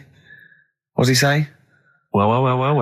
Well. He likes it. He's... From Richard Anderson. It pains me to admit it, but your show is no longer appalling. Go on. Congratulations on being only slightly rubbish. Excellent. Hey, Cheers. we're winning him round. Yeah. I'll tell you what he'd love, though. I know what he's a big fan of. Well, adverts. Yeah. Nice to do that one again. Always. Metal Mickey, Suede on XFM 104.9. Wow. Nearly over with Ricky, Steve and Karl. I've done another little sketch for you, Karl, because I was excited by the fact that we raised that money. So I've done a little... Well, it's not over yet. It's like people go to the website and if they think it's worth more than 50, they can say, I'll give you 55 or something. XFM put that little one on. It's all three of us, isn't it? Well, they haven't done that yet. No, but they can put that on next week and they can frame it for them, can't they? Well, if they have a look, xfm.co.uk/Ricky, and have a look at it if you want it. Just pay some money and... Now, it'd be worth a bit of money, won't it, in a few years? When we're all dead. Mm-hmm. Now, listen, Karl, you're going on holiday. You need a little rest, don't you? Yeah. What's the vibe? What's the vibe of the day? What's the crack on holiday? Come on. Where are you going? Madeira. Right. Good. It's for Suzanne's dad, right? My girlfriend's dad. He's 60, so... Yeah, that's the average age in Madeira. Taking... is it? It's quite, yeah. Well, my mate Damo went to Madeira, and he was worried about sort of terrorism on the plane, and he looked around and he thought, well, if someone gets up, someone will wrestle him to the floor, and he looked around, and he was the only one he realised could have got out of his seat quickly enough. So you'll enjoy it. It's quite quiet. It's nice. It'll be all right. I mean, it's the first time a mum and dad have been away, so Whatever. abroad, yeah. So Right. they're worrying about. They just don't understand the rules and stuff, so they're panicking a bit. And then in the week he called they know up. Well, They're they're going to take livestock. Yeah. Well, it's getting like that. It was like Are they filling loads of Durags with heroin as we speak? Exactly. No, but do they know about passports expiring, don't they? I mean, they're not completely stupid. they know about all that, right? Yeah. And he called up in the week. One of the questions said, "What's the best thing when you're going abroad? What's the best thing to use to carry tea bags?" So it was like, "What are you worrying about that for? They'll sell tea bags out there." And he's like, "Well, we want to take our own." It's like they'll sell tea bags. Yeah. And he's worrying about that. He's saying, "Can I put it in a glass jar?" So put it in a glass jar then. He's saying, "Oh, I'll bubble wrap it." So he's bubble wrapping a tea thing. It's just, I mean, it is annoying me a bit because it's meant to be a week off from you annoying me, and already he's niggling me. Yeah. But you are easily wound up. You are a very finicky little fussy person. You don't like the slightest bit of pressure. See, I thrive on pressure. I'm working here, working there. That's the way I bang. work as well. That's always doing stuff. Monkey news. Do you know what I mean? Oh yeah, Monkey News. I got an email. Sounds I won't afraid. read it to on air. It's rubbish, but that's one feature. That's my bit done. That's all I have to do. Well, I'll tell you what. When I'm away next week, do Monkey News and see what you can find out. All right? Oh, there's a challenge. Oh, See what you can do. Yeah. I've already told them about the Guinness Book of Records one, so you can't use that. right. We're going to find the best monkey news ever, Carl. Wow. What was it you said to me about? Because I mean, the thing is that you don't really like people, do you? That's the truth of it. People annoy you, don't they? They wind you up. Yeah. What was it you said to me about friends? You don't. He doesn't like friends. He doesn't like. He doesn't want any more friends. He doesn't want any friends. Is it because one day they'll ask me to help them change a tyre? Yeah. What was it? No, what it's was always your- hassle. Well, The tyre he sits and swings on in his back garden, he means. It's just they call up, they ask for stuff, they want favours doing. Yeah, they want a pint, they want to chat to you because they like you. I know they're a pain in the arse. I'll tell you what, Carl, you're better off without them, mate. Although to be fair, Rick, friends like you, Yeah. You're not judging them on me, are you? You're not judging all you know, possible not all friends on are me. like him. Just they do sort of, you know. You know, some friends will never touch you around the head Oh, or I nether want to see you regions. for a week, am I? You should get a do you decent get a little squeeze in squeeze in? I am going to get a little squeezing. Can I come around there and squeeze you? Squeeze him in now. We should play the Brilliant. last I'll two. squeeze Well, it. we'd go to ads and that's it, really. Is that it? We've got no Yeah. time for records. That's a shame. We'll have a quick squeeze. A quick squeeze. Well, that's like a Benny Hill slap there on the Yeah, front. all right, that's enough of that. Right? Okay. I'm not. Squeeze it. All right, that's it. Excellent. Will that See you do you later. for a week? Yeah. All right. See you next week. See you later. See you, Rick. Have a good holiday. All right. Do you remember the John Wayne Bobbitt story? Which Yeah. it's always seemed odd to me. I never really kind of got all the information. Do you remember that one, Carl, where the woman cut off her husband's penis because When he was was adulterous or sleeping? something? I think he was sleeping, and she drove off. I think he threw it woke in the up woods. quite She quickly. yeah. That's so much better than the alarm Exactly, clock, the isn't alarm it? call. Yeah. And she threw it out. She threw it out of the car window. into the woods, Yeah. and he went and found it. Yeah. But imagine if he'd got to the hospital and they'd sewn it back on, and he'd gone, "That's bigger than I remember." I'm not sure this is mine. How many of you got us where we dump all the knobs? We dump all the That's knobs where- down there. Yeah. That That was an extraordinary story. And then, bizarrely, he became a porn star. Yeah. Yeah. Very strange life that man's had. Well, it is a bit of a shock to the system, isn't it? Oh, cutting your knob off. I know. Do you remember that French bloke, the performance artist of about 1910? Do you remember him? No.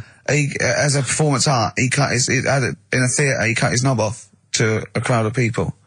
Now, What? That's only a one night trick, though, isn't it? Exactly. But what if there had been a bang outside? They went and encore. He went, what? Yeah, or they looked outside because a car backfired. He went, did you see that? I go, what? I go, just cut the, did you? Yeah. Think of that. Sacre bleu. I know. French are funny, aren't they? Cutting your knob off for your art. Weird, isn't it? Longview, further on XFM 104.9. As we're having so much fun with penises, Yeah. I thought perhaps I should just mention... That's a slogan. we should just mention this story briefly. It's in the paper today. A Russian is selling what he claims is Hitler's mummified penis for £12,000. Yeah. Ivan Zadurprov says his ex-Red Army soldier dad hacked it off as a souvenir after storming the tyrant's Berlin bunker after his suicide in 1945. Yeah. Not. You Why convinced? did he wait till now? Yeah. He's found out that. That might get a bit of £12,000. £12,000. Which doesn't seem a great deal. Doesn't seem a great deal of money, really. Well, it's useless, isn't it? True. You're not going to be able to use it. It's not going to be able to. It's not going to be a donor. Imagine that if you walked round. Yeah. You'll never... making love to a girl. You'll never believe who this is. Yeah. You never believe who's doing you, love. He's like, this is going to freak you out. This is, just relax. Exactly. Okay, sit down now. Was that I got a all right? little surprise for It was you. brilliant, yeah, so you enjoyed it? Yeah. Right, are Did you you a notice- fan of the Third Reich? Exactly. Well, no, awful racist.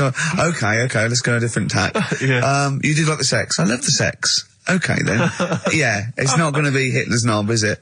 But I like the idea that, I mean, you're you're in the Red Army. Yeah. You've just stormed Berlin. Yeah. 1945. You crash into You've the bunker. you've gone through terrible. Terrible. How you've lost 20 million comrades. Unbelievable. Oppression It's been everywhere. going on for years. You're in there, you see the man. Here he is. He's dead. He's dead. The figurehead and leader of one of the most despicable, You turn to your friends, there's a tear in your eye. Yeah.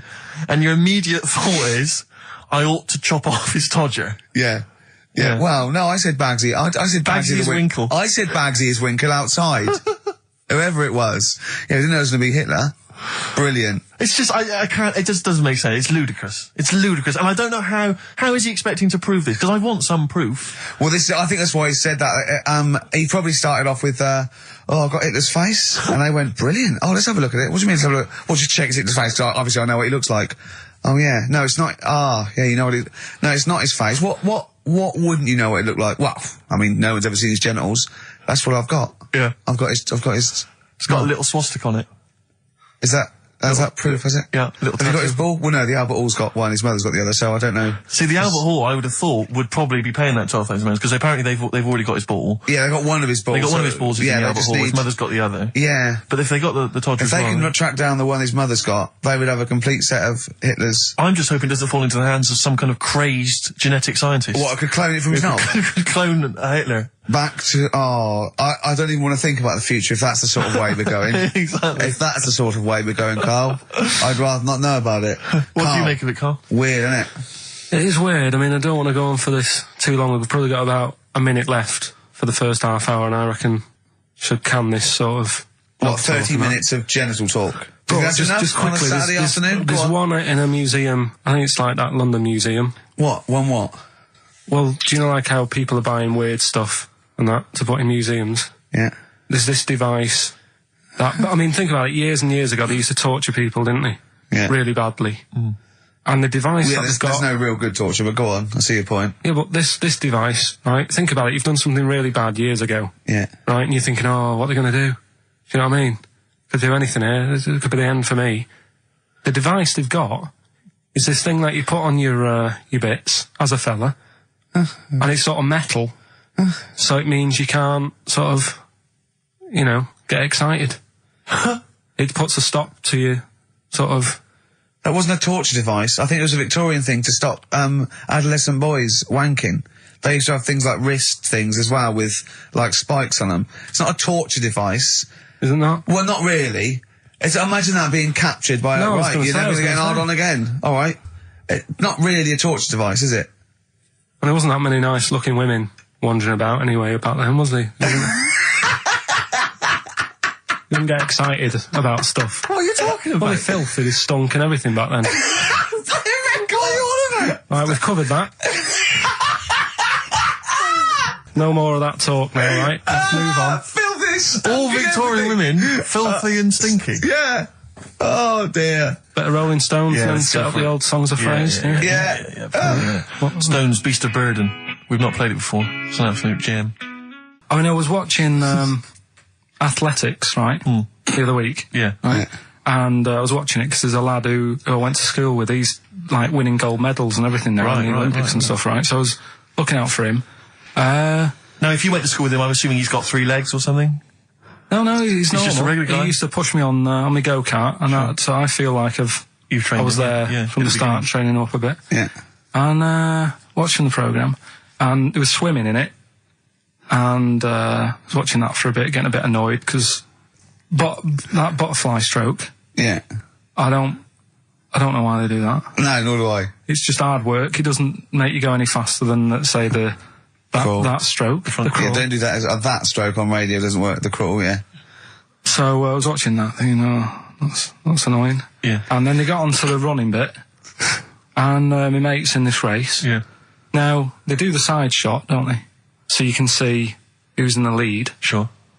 And then they do that front shot, where it's absolutely pointless. The only reason to do the front shot, I think, is to keep women interested. Because you can basically see his tackle going from left to right, being battered all over the place. Why were you looking? Seriously, you had no choice. If you wanted to watch it, it was like, I was interested if he was going to win, but it's like, you know... But why did you turn over and watch Charlie's Angels instead? Because I wanted to see if he won the race. Or flip back at the end. Just flip back to get the result if you don't... Well... Yeah, or at least turn away or close your eyes. Well, On the front shot. No, I wasn't. I just... Suzanne weird. was happy. Suzanne was loving it. Yeah. And I was like, whoa. Yeah. Just go to the other shot. But they were showing you the front shot and running along there. They could have just shown the top half, but they didn't. Sure. It was there. It's just heads moving along at 25 miles an hour. Yeah. Well, I think you're meant to see the running, the actual legs moving. It's athletics coverage, isn't it? It's not like... But they don't show you a shot from behind. Did you want that? Oh, no, I didn't want that either. It sounds like you were disappointed. Yeah. Play a record. What are we having? Better Radiohead? Yeah, it'd be brilliant, wouldn't it? Incidentally, last week, you remember, we began the show by talking about knobs. Yeah. I think we've got a bit more knob news this week. There's not much coming up, is it? Knob news is on the After way. Radiohead, more cock. Radiohead and go to sleep. That's not to you. Please don't go to sleep. We've got another hour and 35 minutes of fun chat and great music on XFM 104.9. I'm Ricky Gervais, with me Steve Merchant and Karl Pilkington. Pilky, little K-man Pilkers, little baldy twat mank whinging, a little bit bent Pilkers. There he is. There he is there. Now, Rick, you may remember that last week we opened with some quality knob news. Knob news, yeah.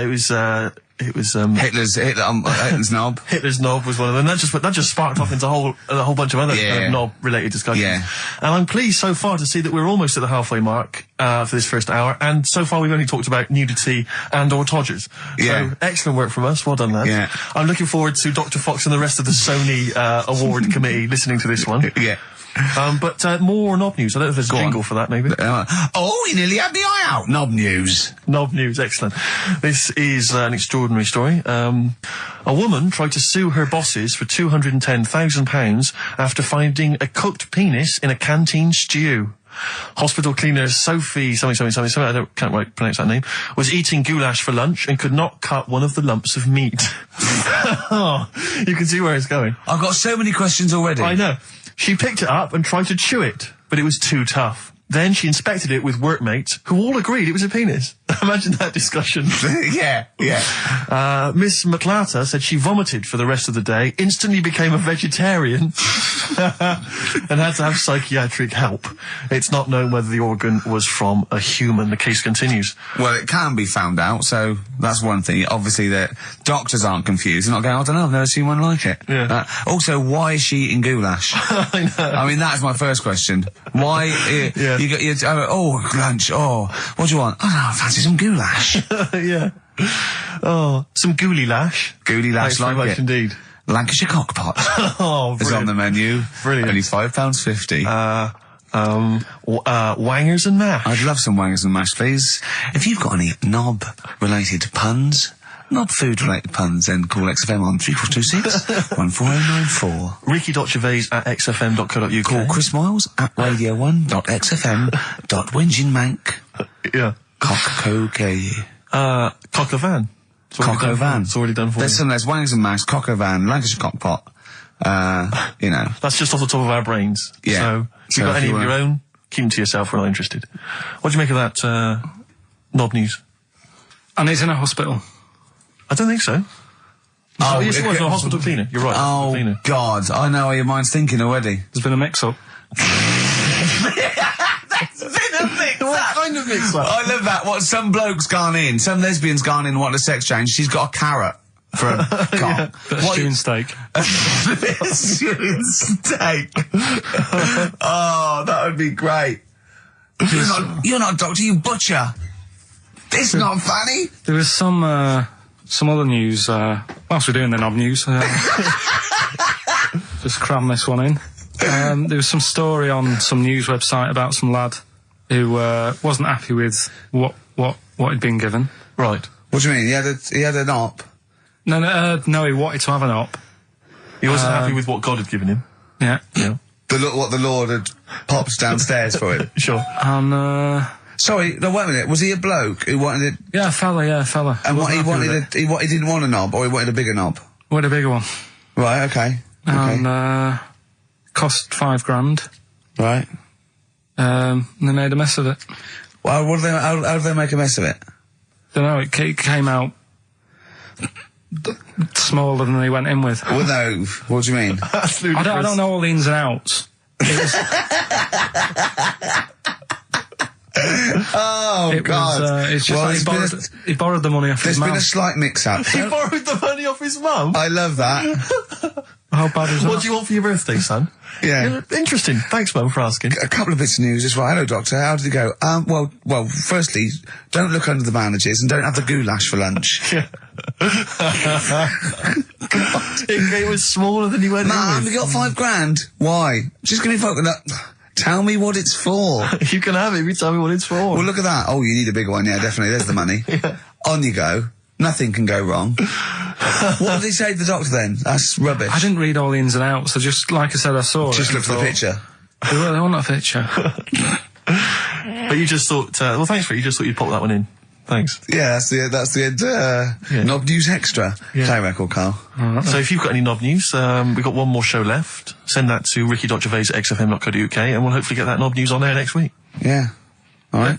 Some Dizzy Rascal. Oh, Dizzy Rascal, yeah, he's one of the hot new English rappers. Let's play it. Dizzy Rascal, apparently, according to Karl, he hails from Bow, if he's listening. Good work. You have a number 3 hit with that. XFM 104.9, Ricky Gervais reading a magazine, Karl Pilkington, in a good mood today, so everything to play for. Some adverts. XFM. The Beatles from the soundtrack to The Yellow Submarine, actually, and that's Hey Bulldog. On XFM 104.9, our last show, maybe. Me, Ricky, Steve, and little Karl. All right, Karl? But that book, that wasn't a fake. It wasn't like just a ruse to get you back to show you me and dancing in my pants to Elton John. It's that. What was your girlfriend doing during that instantly? I think she was just getting on with sort of like packing up sort of boxes because we were moving. So sure. I don't think. Well, she's seen it all before. Yeah.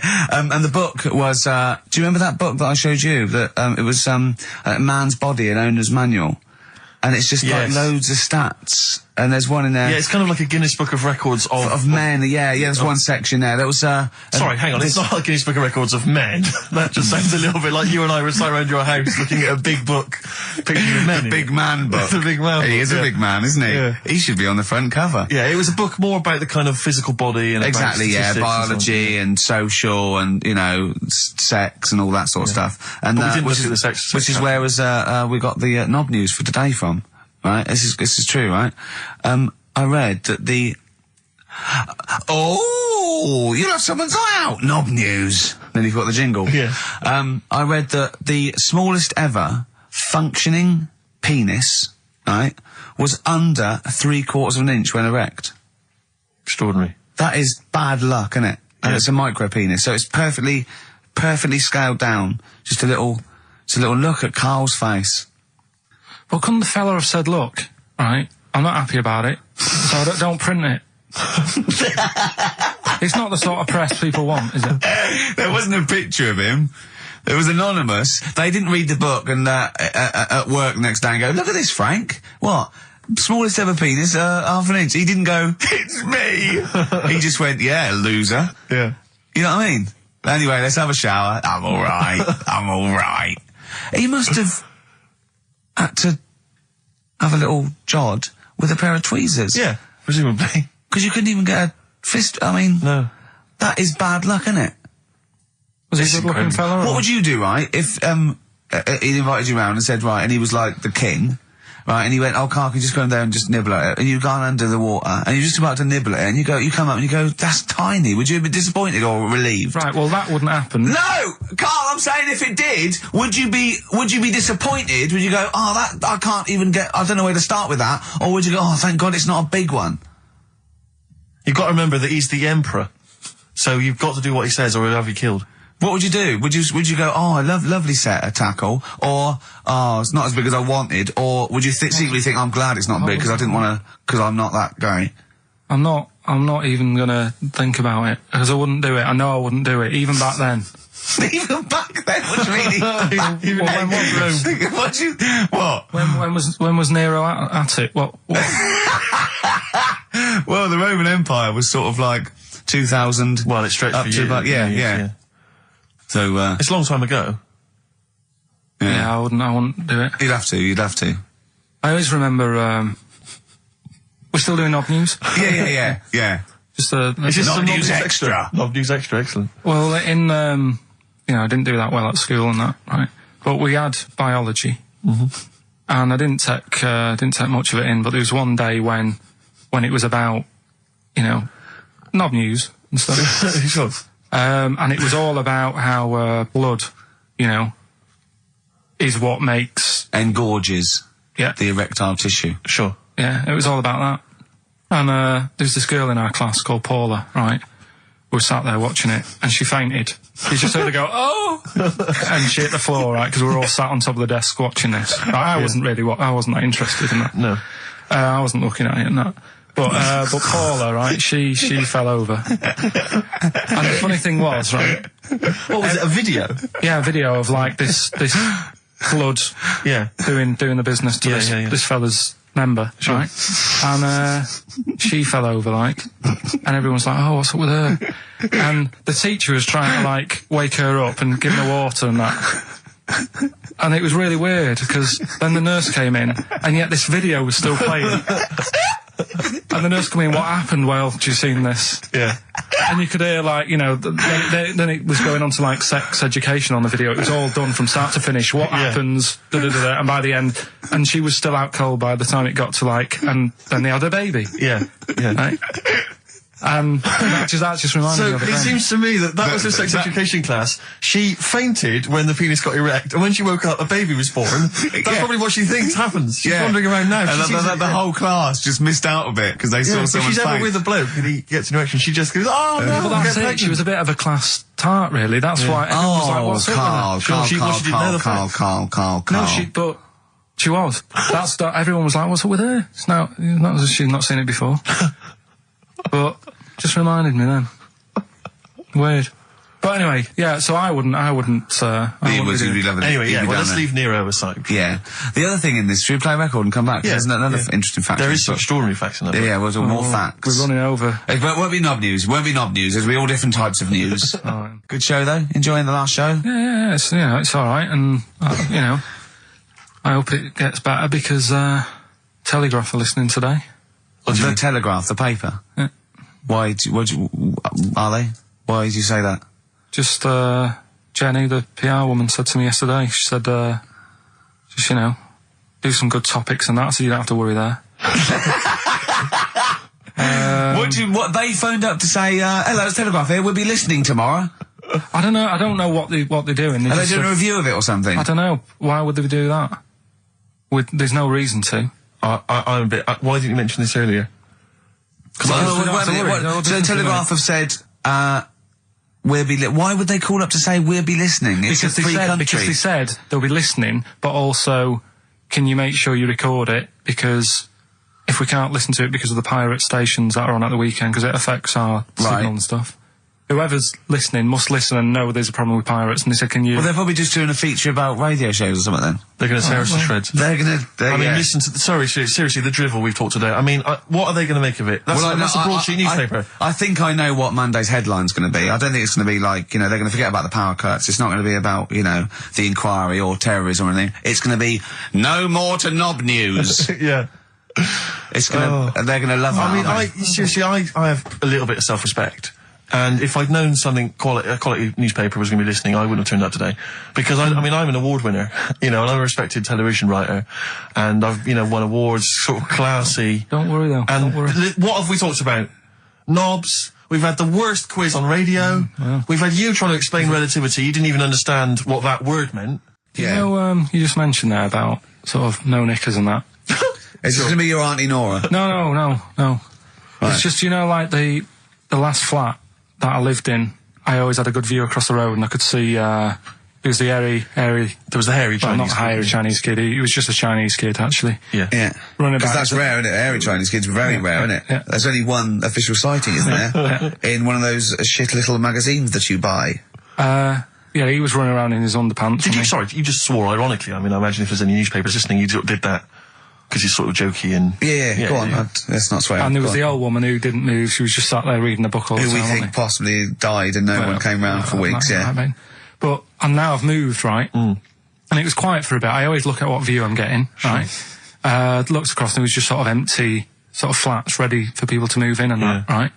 Anyway, people are in there now, right? And they've put all the furniture in, but I haven't put any curtains up. Oh. Right. So anyway, I'm sort of washing up, just having a look out the window. Yeah. Right. Girl sort of wandering about, knickers on. Right. With no knickers on? You mean Not naked? knickers. Well, she had a bra on. Right, okay. But, She's no probably knickers. looking for a knickers. So I thought, and I don't know how long I was looking. No. Right. But anyway, she looks across. Oh, God. I think she spotted me. Yeah. I think, oh, God.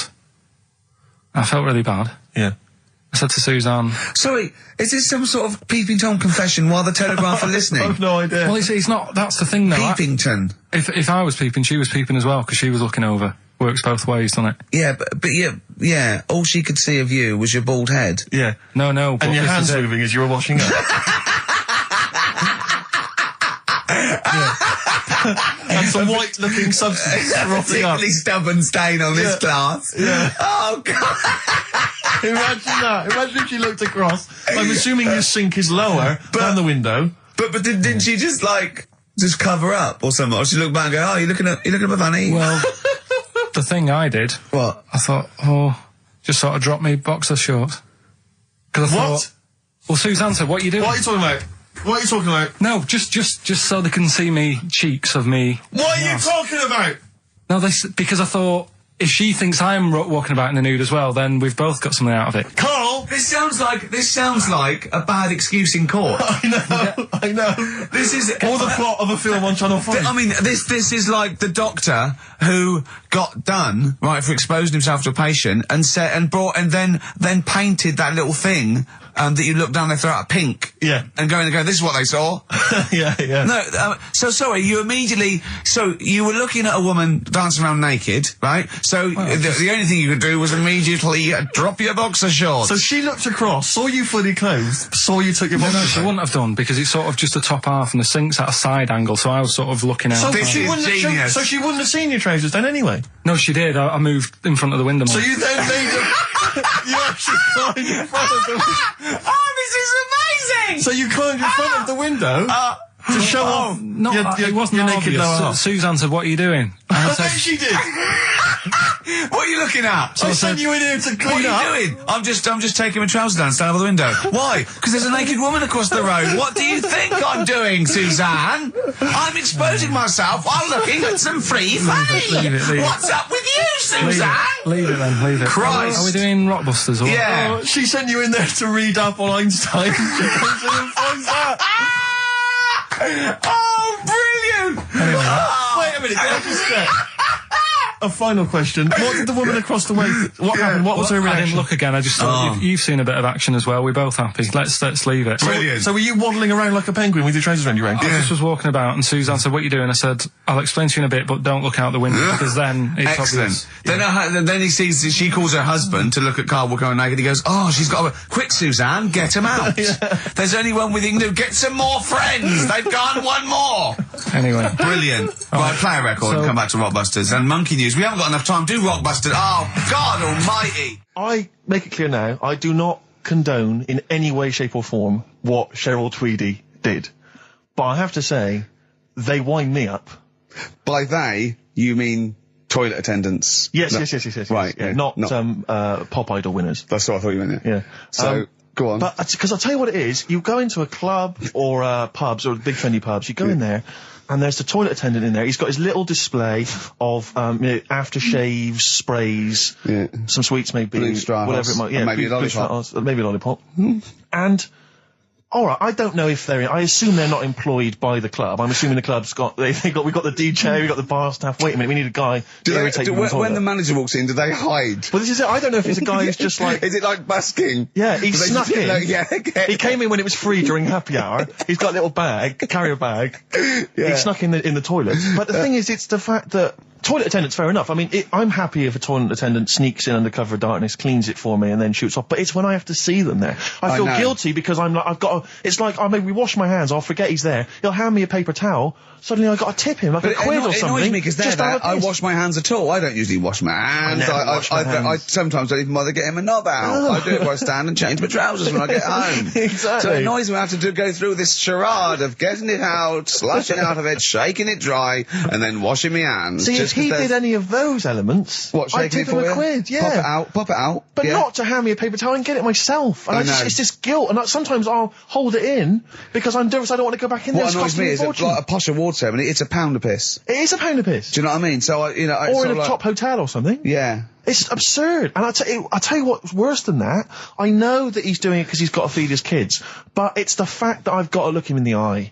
You know, it's like he's humanised. You know, if he was only dehumanised, Rick. Yeah. If I could see him and I didn't think he was a human being, I wouldn't feel guilty. If he could sort of hide under the urinal, perhaps, or if he could hide underneath the sink. Like thing from the Adams, like he just puts out, he just pop a hand out, doesn't say anything, just hands me the paper so you don't towel. even see, like, you know, hand go, and then I'd put a pound in, I'd take the thing, put a pound in, nick a lollipop and run away. No aggro. Exactly, it's the fact I got to see them and I feel guilty because, you know, I'm on the radio, I've got a cushy life. I know. Here's a guy who's just trying to make ends meet. It makes me feel bad, it ruins my evening. Yeah. I'm just pleading for them, can they not do it anymore? Can they maybe get a job, illegal mini cabin or something? Please. It's 10 past, isn't it? We haven't done a little bit of knob news. No, right? We haven't done knob news, no. But it's been 3 months. It's been 3 months coming. There's this thing. I don't know the full story. I don't know how it happened, right? But little Russian fella. Yeah. He was sort of having sort of emptying his bladder, right? And somehow electrocuted himself. Right. And sort of did a bit of damage. How did he smashed onto some live wires or something? Something like that. So did anyway, it damage to himself or to an electric fire or something? No, to himself. To himself. Yeah. And so the doctor didn't slip and took curling tongs went up his arse when he was pissed, because that's happened a lot. Yeah, we've all been there. We've all shoved the old curling tongs up the arse when having a piss. Right. So I can't even be bothered. No, come on, we're interested. We're interested. Come on, we're interested. Don't You can't be bothered. You get Mondays off. Do some work. Right, so anyway, so the doctor says, it's not looking good, we'll have to take that off. What? I was like, Novectomy? Yeah. Really? But the funny thing is, right? Nothing funny about that. They've done, you're doing me head in. Just tell the story. Just doing me head in. Oh, you can chill out on Monday. I've only got 15 minutes, but I'm going to talk to you every Saturday. I'm going to get the money's worth out of this, because you get Mondays off. And I can't bear the fact someone getting away with something like that, because it's terrible. So you're going to stick this out, or you're going to have to work Mondays. So take it on the chin, right? Okay. Just finish the story. Yes. I command you. Just do it. Anyway, so he said, you know, will you be able to sort me a little knob out? A prosthetic cock, yeah. But they put him out for the operation. Yeah. He woke up. Yeah. Right, and he's thinking, thank God that's over and done with. Yeah. They've only grown it on his arm. What are you talking about? You twat. Shut the you're an idiot. What do you mean they've grown it on his arm? Apparently, like, that's the way they do it. Oh, yeah, but to then put it on, that wasn't a mistake. It wasn't doctor going, did it go there? Some bloke I didn't do a degree. Are you a real doctor? Yeah, yeah. No, but why put it there? Because it's got to grow, it's got a graft there, so where they can control it. To skin tissue. But on your arm. Well, but they're going to remove it back from the arm itself. What do you mean on the back? On your back. Somewhere, well, we can't wear a t-shirt. Yeah, but you could have a He's in hospital. But this way you can still have a little tug, can't he? But they'll leave it there for quite a bit. It's not... Do you know what I mean? It's not going to be like, it's just there for a few days. Yeah. It's there for a bit. That's not good, is it? So he's got a cock on his arm? Yeah, what's up with that? What do you mean, what's up with that? Well, I mean, we could say it's a thumb or something, couldn't he? Yeah. But they remove it. Be good and for attach hitching. it down below later. If you had a knob instead of a thumb and you went hitchhiking, just tickle it, They can see it like a mile down the road, couldn't they? Posting. Yeah. If I'd lost my knob, I'd go, I'm not going to have all that stuff. Just whack a pair of tits on me. Do you know what I mean? I think, just forget it. But why not just put it where it should be straight away instead of messing about? Where should it be straight away? You know. On the forehead. Listen, are we doing a competition? Let's play a tune. Come on, Carl, you can't be bothered. Right, okay, we're going to scrap this and you're going to work Mondays again. Well, I think it was in Hot Tickets magazine. Sure. It's free with the Evening Standard. Yeah. I might get some free Evening Standards now. I've plugged that. Yeah. I just reading in there that, I don't know if it's still going to happen, but apparently she was going to do a little cheeky appearance at GAY. GAY? In London. And obviously I was quite excited because I'm a Spears fan. Do you know that's what that spells, don't you? GAY? Yeah. Gay. Yeah. Yeah. Well, I think it is a gay club. Oh, sure, This is what I was ascertaining from the article.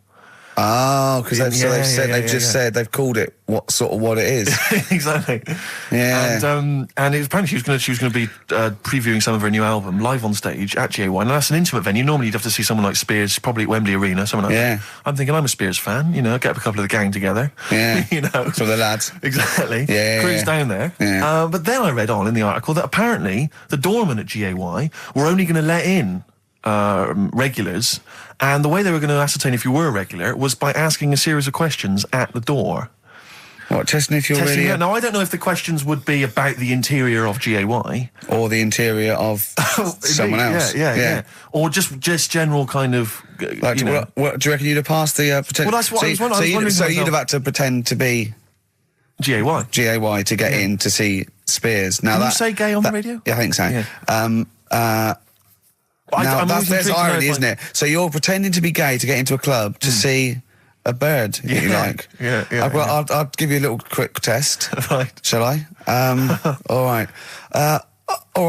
Sorry, what's your name, mate? Paolo. All right, Paolo. Yeah.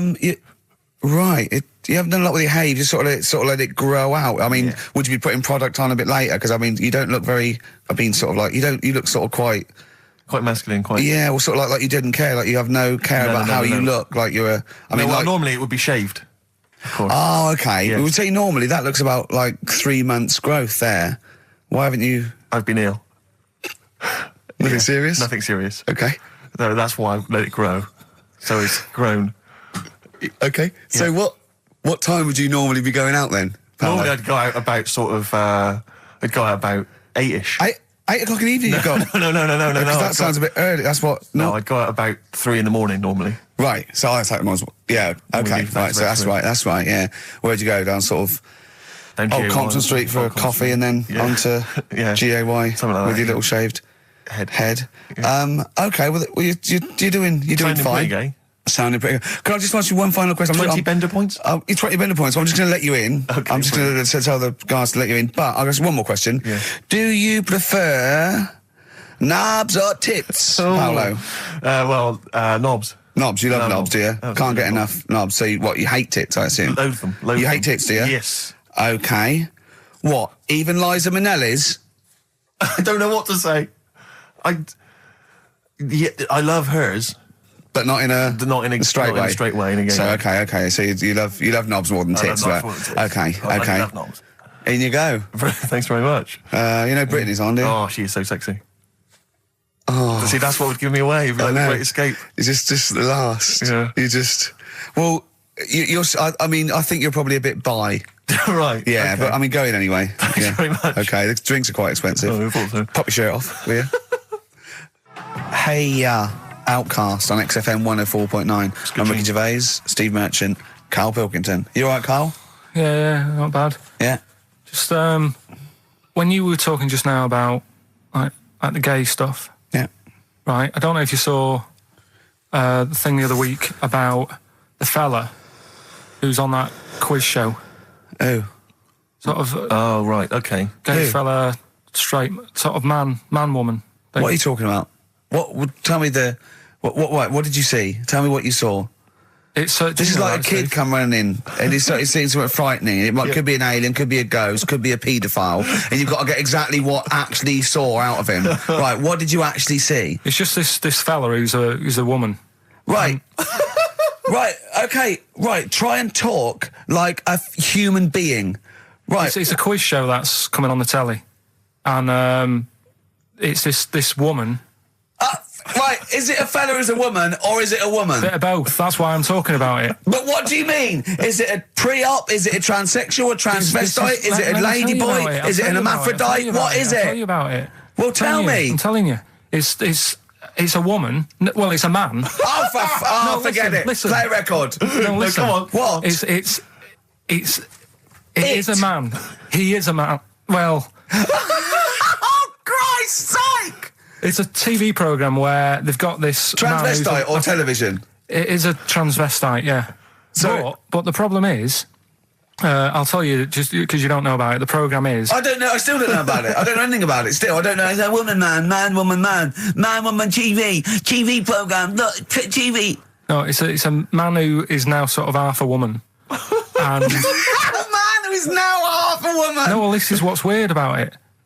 He's got the top half, but not the bottom half. What do you mean? Out. He's got breasts and a wig? But he's still got his boys downstairs. Why do you do that? His caps and the boys are still there with his Y fronts. Why but that? upstairs, he's got a lovely pair of dumplings. Why do that? Well, he's halfway through. But why not get it all done in one go? Maybe he couldn't afford it. Well, wait until you've got all the money. That just looks a mess.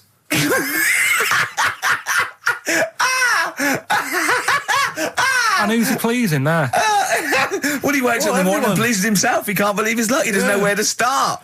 No, but what I don't understand, I mean, I don't want to see him... Well, could I just finish that sentence? What you don't understand is just about everything. Yeah. Right, I find it weird, right? I sort of get... I understand the gay thing, right? But... Do you? What do you mean? Well, I know... Well, tell me the gay thing. Explain the gay thing. I just know if you're a fella, you like men. I don't know much more than that. What do you mean you don't know? But what I mean is, with a transvestite, what's going on there? What do they want? A transvestite is a cross-dresser. See, I don't get that either. Because... You mean a transsexual? That's a man who likes to dress in women's clothing. It's not necessarily... They're not necessarily gay. They're not gay. They're often not gay. They just happen to like wearing women's Those clothes, aren't yeah. But then why not wear women's clothes that could be seen as a bloke's... Like Suzanne wears jeans. No, but they... Yeah, just but that's buy the women's thing. jeans. But that's their problem, is it? They like being seen as a woman. They like being seen as a woman. It's not just that it's more comfortable, or they'd wear a kilt. They like being seen as a woman. They feel more comfortable. All right, and what's the deal with this fella who's got... We don't both? know who this fella is. No, we don't know this man who's half a woman. He's called Miriam. Oh, that's helps. yeah. Brilliant. I love this scientific basis. No, I think... So all he's done, he's had the tits done, he's probably had the hormones, probably lived as a woman for a while. The last step, because you can probably reverse the breasts anyway, because they're probably implants and hormonal things, and whereas you chop your knob and boys off, that's... you come back the next day and go, sorry, I didn't mean that. I wanted my ears pierced. It's a bit more of a bigger operation to put them back. So doctors are probably making sure that he's just Surely absolutely... if you've had the top half done, you're not going to go back on what you've said.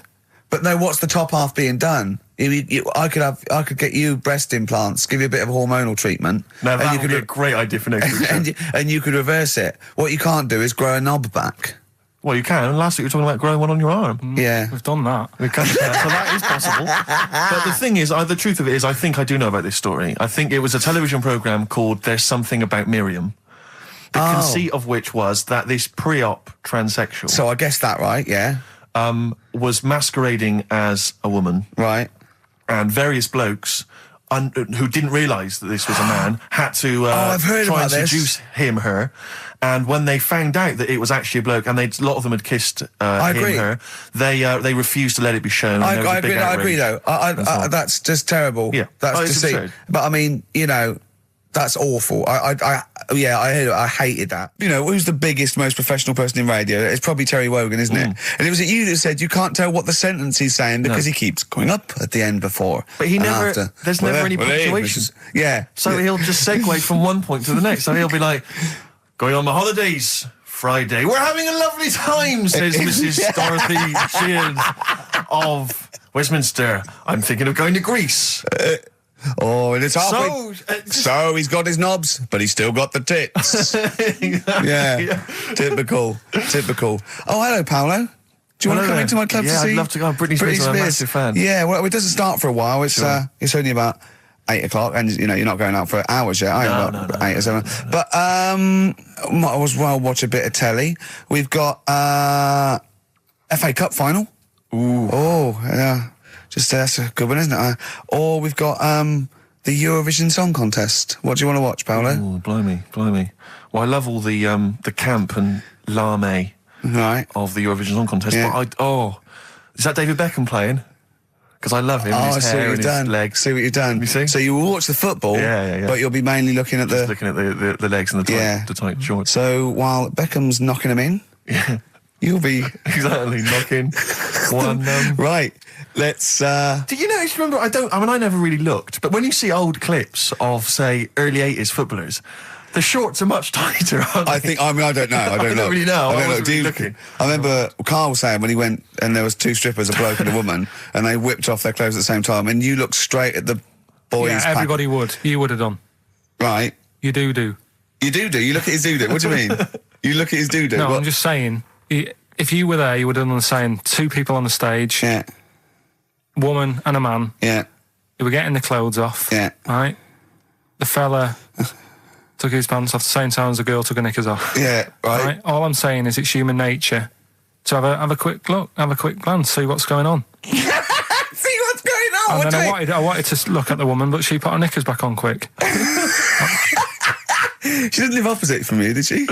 But just to return briefly to the shorts question. It's only because in the 30s and 40s, they were huge shorts, weren't they? I mean, genuinely massive, huge. A small child could wear them as trousers. They were. I think that's to do with comfort and decency, though, isn't it? And then, but by the sort of 80s, there was barely any shorts there. I think that was fashion. But it's weird that you feel like at some point someone's gone, guys, I mean, They've gone too today, small. but this is ludicrous. But that's what happened, isn't it? Because, things get bigger and bigger and bigger, and then they get smaller and smaller and smaller. Yeah. And fashion's like flares, drain pipes, heels, flat. Yeah. Tall hats, flat hats. What do Yeah. you make of the miniskirt?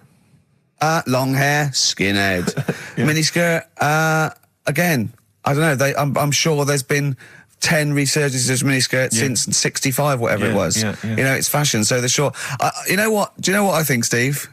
I think the shorts will get smaller again before we die. I think we'll see one more tight little packet of Premiership footballers running round with their offal squeezed like the last chicken in a butcher's window. Almost protruding. Wrapped up, yeah. Yeah, Well, imagine if they just wore cling film shorts so you could see what was happening there, Karl. Where would you look then? Because you like football, don't you? We're doing Rockbusters. I should have done Go on then. Knob body has been that lucky before. Brilliant, all right. Okay. You've got get a lobe of this court case. Right, okay. Not bad. I'm going Interesting. for knob body. It's been that lucky before.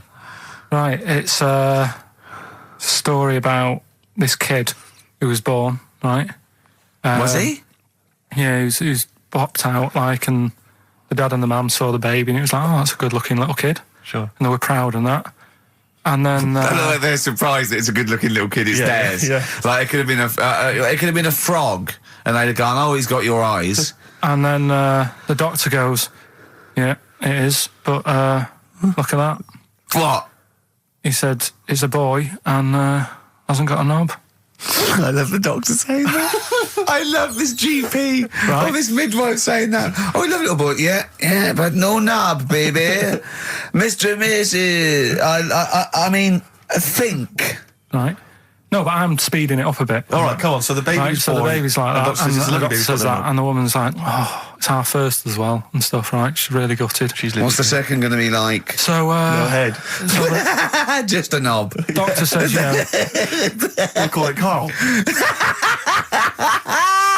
All right, go on. Right, go on. So the doctor says, well, I'll leave it with you for a bit, get used to the idea, right? As opposed to throwing it away. So he wanders off. Yeah. He comes back with a smile on his face. Right? Found the knob. So the mum and dad are like, what are you smiling about? He said, you're not going to believe this. Baby's just been born. It's got 2. Right? You can have one of them. And they did a little operation. Where did you get this information from? That's in a book. What book? Is it the a same joke as the book that you carry round with you? No. With the woman with 3 legs, the juggler with 9 arms, and the bloke who found shagging a chicken under a rock. Is it in that book? Weird though, isn't it? Well, it's not true. It is true. What, in the same hospital, there was a baby born without a knob. Luckily, Karl. It happened. You swear to God you're not making... The I'm not doctor making came up, back honest to God. smiling, because you don't believe it. There's a baby there with an excess of a knob. It happened, honestly. I'm not... All these things are not made up, the educating stuff. That's why I do it, isn't it? Teaching you stuff. Always teaching you stuff.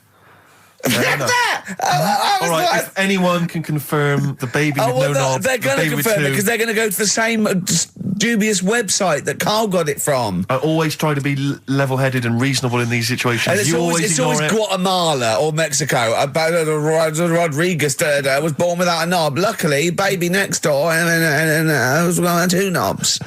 What a load of shite. Play a record. There's still more to come. Oh, I'm looking forward to it. Was it Nelly? Nearly dead. It nearly died. It nearly died. Bones, Radiohead off the Benz album. I mean, might be my favourite album of all time. You said it before, yeah. I can't say I've ever really got into it. I remember when it came out, it was just so ubiquitous everywhere. I never really bothered listening I to can it. still listen to it every day. I mean, that might be sad, I don't know. But it's a fantastic album. Yeah.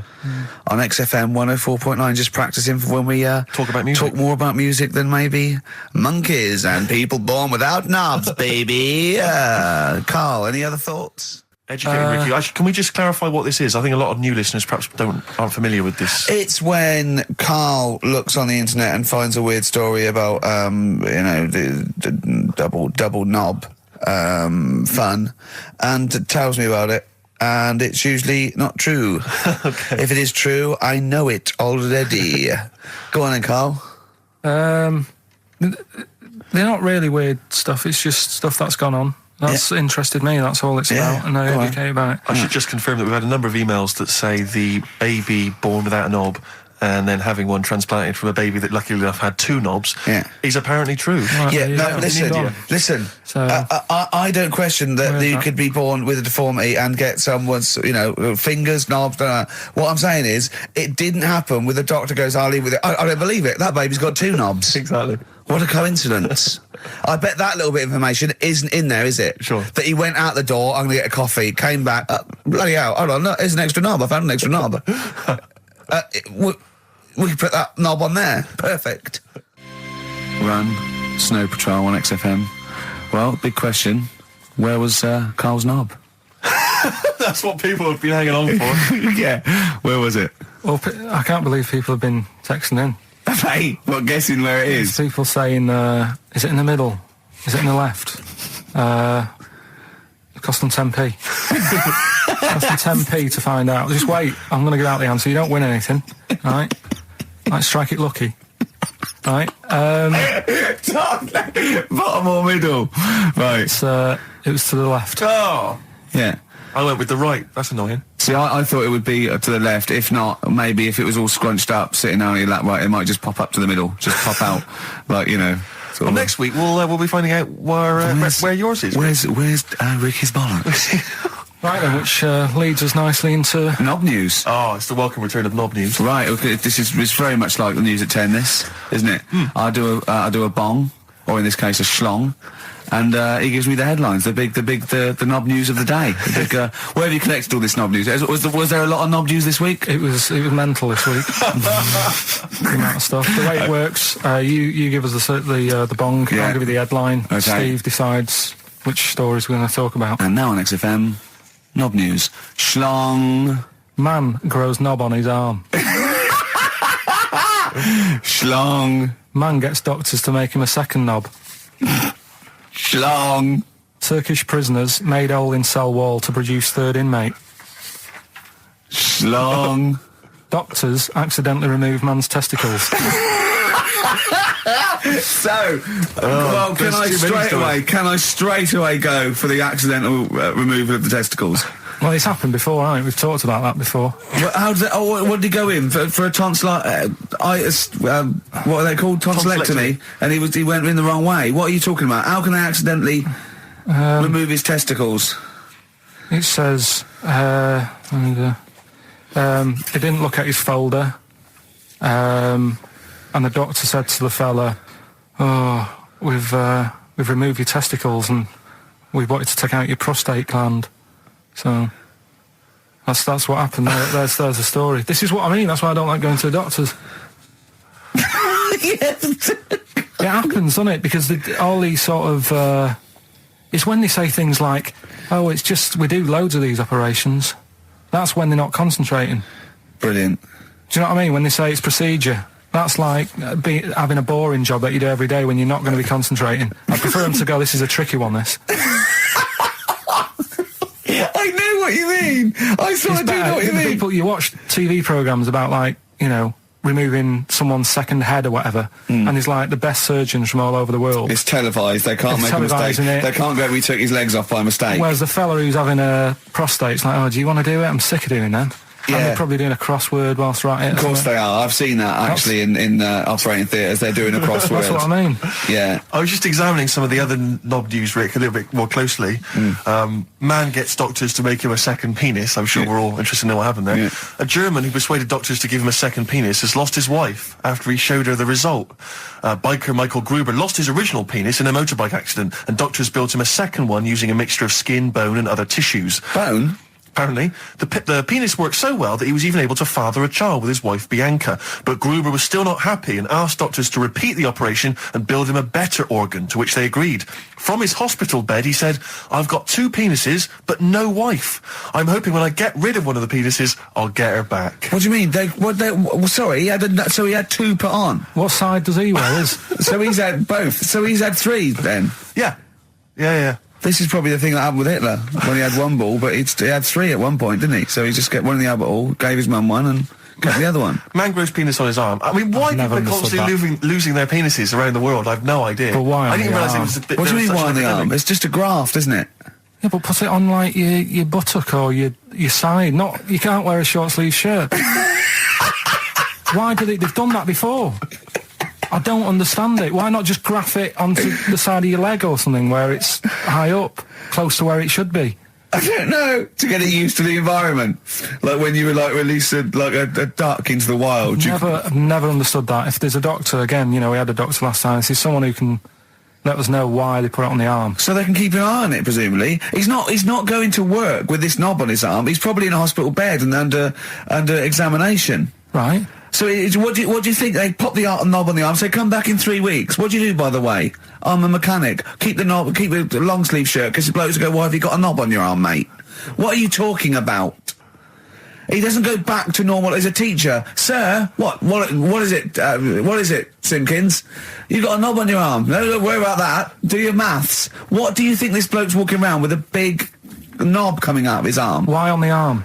So they can keep an eye on it. So it's not... But if he's in bed, just get him to not put any undies on or whatever and just have a little sly look at how it's going. Even in hospital, if you're in a shared, like, little hospital room, people going, "Oh, I've had heart problems. What's your problem?" He's there with his arm out. He's got his knob out. Yeah, but I don't think it counts as indecent exposure when they're grafting a knob on your arm, sticking that up the bed. Imagine if he's driving, he's just got it out the window. People driving by. Yeah. In fact, at the end is that bloke giving me the finger? At the end of the man grows penis on his arm story, it says, a Moscow surgeon said the man will be able to have sex in a few months. He said, "Women will never suspect." But what kind of a doctor talks like that? Yeah. I'll tell you, it's his cock now, seriously. The birds will never know. He'll be able to go berserk. Yeah. They'll never realise we grew it on his arm. That is unbelievable. Will he have a little scar on his arm, do you think? Yeah, I don't get it. Like I say, 83936 if there's a doctor out there. Or indeed, if you've ever grown... Or a tailor. Making you a shirt. What side do you wear your cock on, sir? It's on my left arm. What's this? Bit of stones? Yeah, beautiful. Lay it on me. Wild Horses by the Rolling Stones on XFM 104.9. Well, I think the listening public would have enjoyed knob news there. Oh. So, I mean, there was a lot of knob news this week. I was surprised.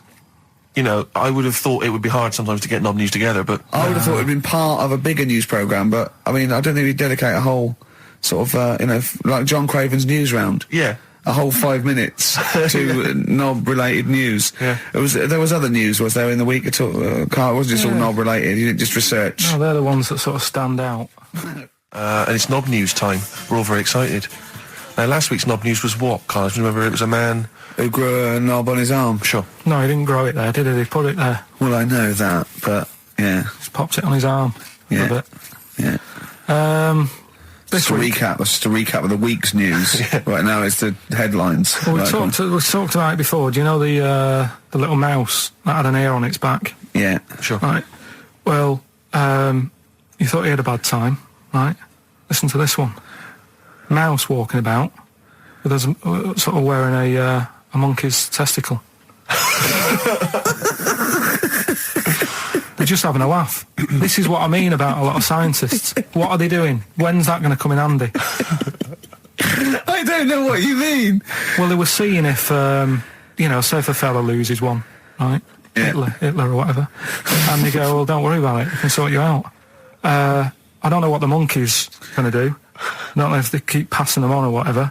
But the actual monkey testicle was put on the mouse.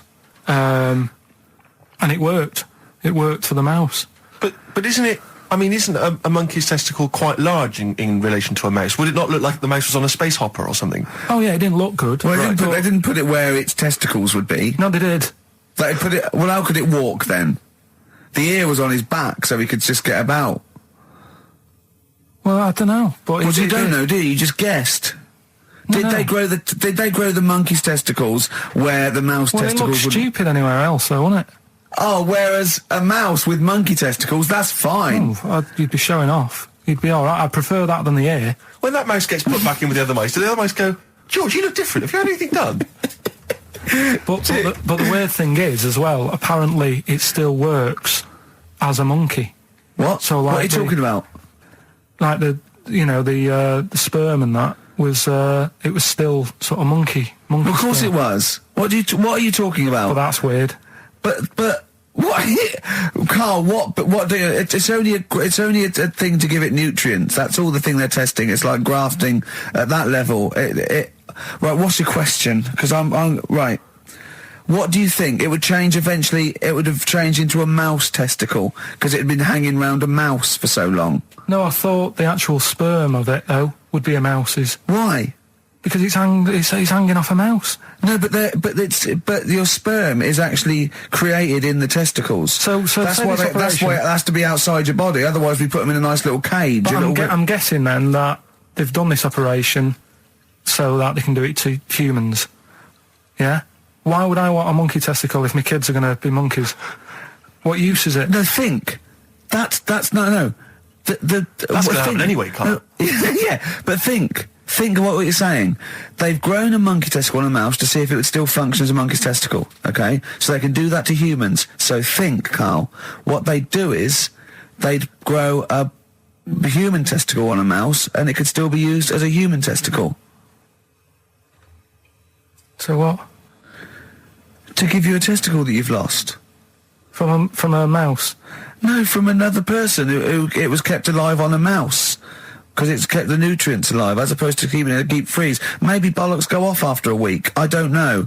Maybe they get accidents. He had a little a card. Do you donate your testicles? Yeah, I'll tell you what. No one needs testicles yet. Let's keep them on a mouse. You have yours ripped off in some sort of bizarre skiing accident. You go, well, you go in a Battersea Dog Town. You pick the ones you want. They can grow them on anything. They can grow them on a Dachshund. Bulldogs are growing them usually, that's where you see a bulldog. Usually that's waiting for an operator. What don't you understand, Karl? Hang on a minute. I thought this was knob news, not testicle time. I don't understand what... Yeah, this testicle time's not for another 10 minutes. Yeah. No, it's all sort of linked and that, though, isn't it? Well, sometimes it's linked to a mouse. But what do you think about, like, I don't know, testing stuff out like that? Is it worth it? Could you not just go straight from... But listen, Karl, I'm getting this information from you. No, if this was on Question Time and someone said there were, Dimbleby and Paxman or whoever said it, I'd think about it as a moral dilemma. You've just said you saw a mouse with a monkey testicle. What do you think of that? I don't think anything of it. I don't think anything of it is the answer, Karl, because I can't trust the info. I cannot trust anything that comes out of your mouth.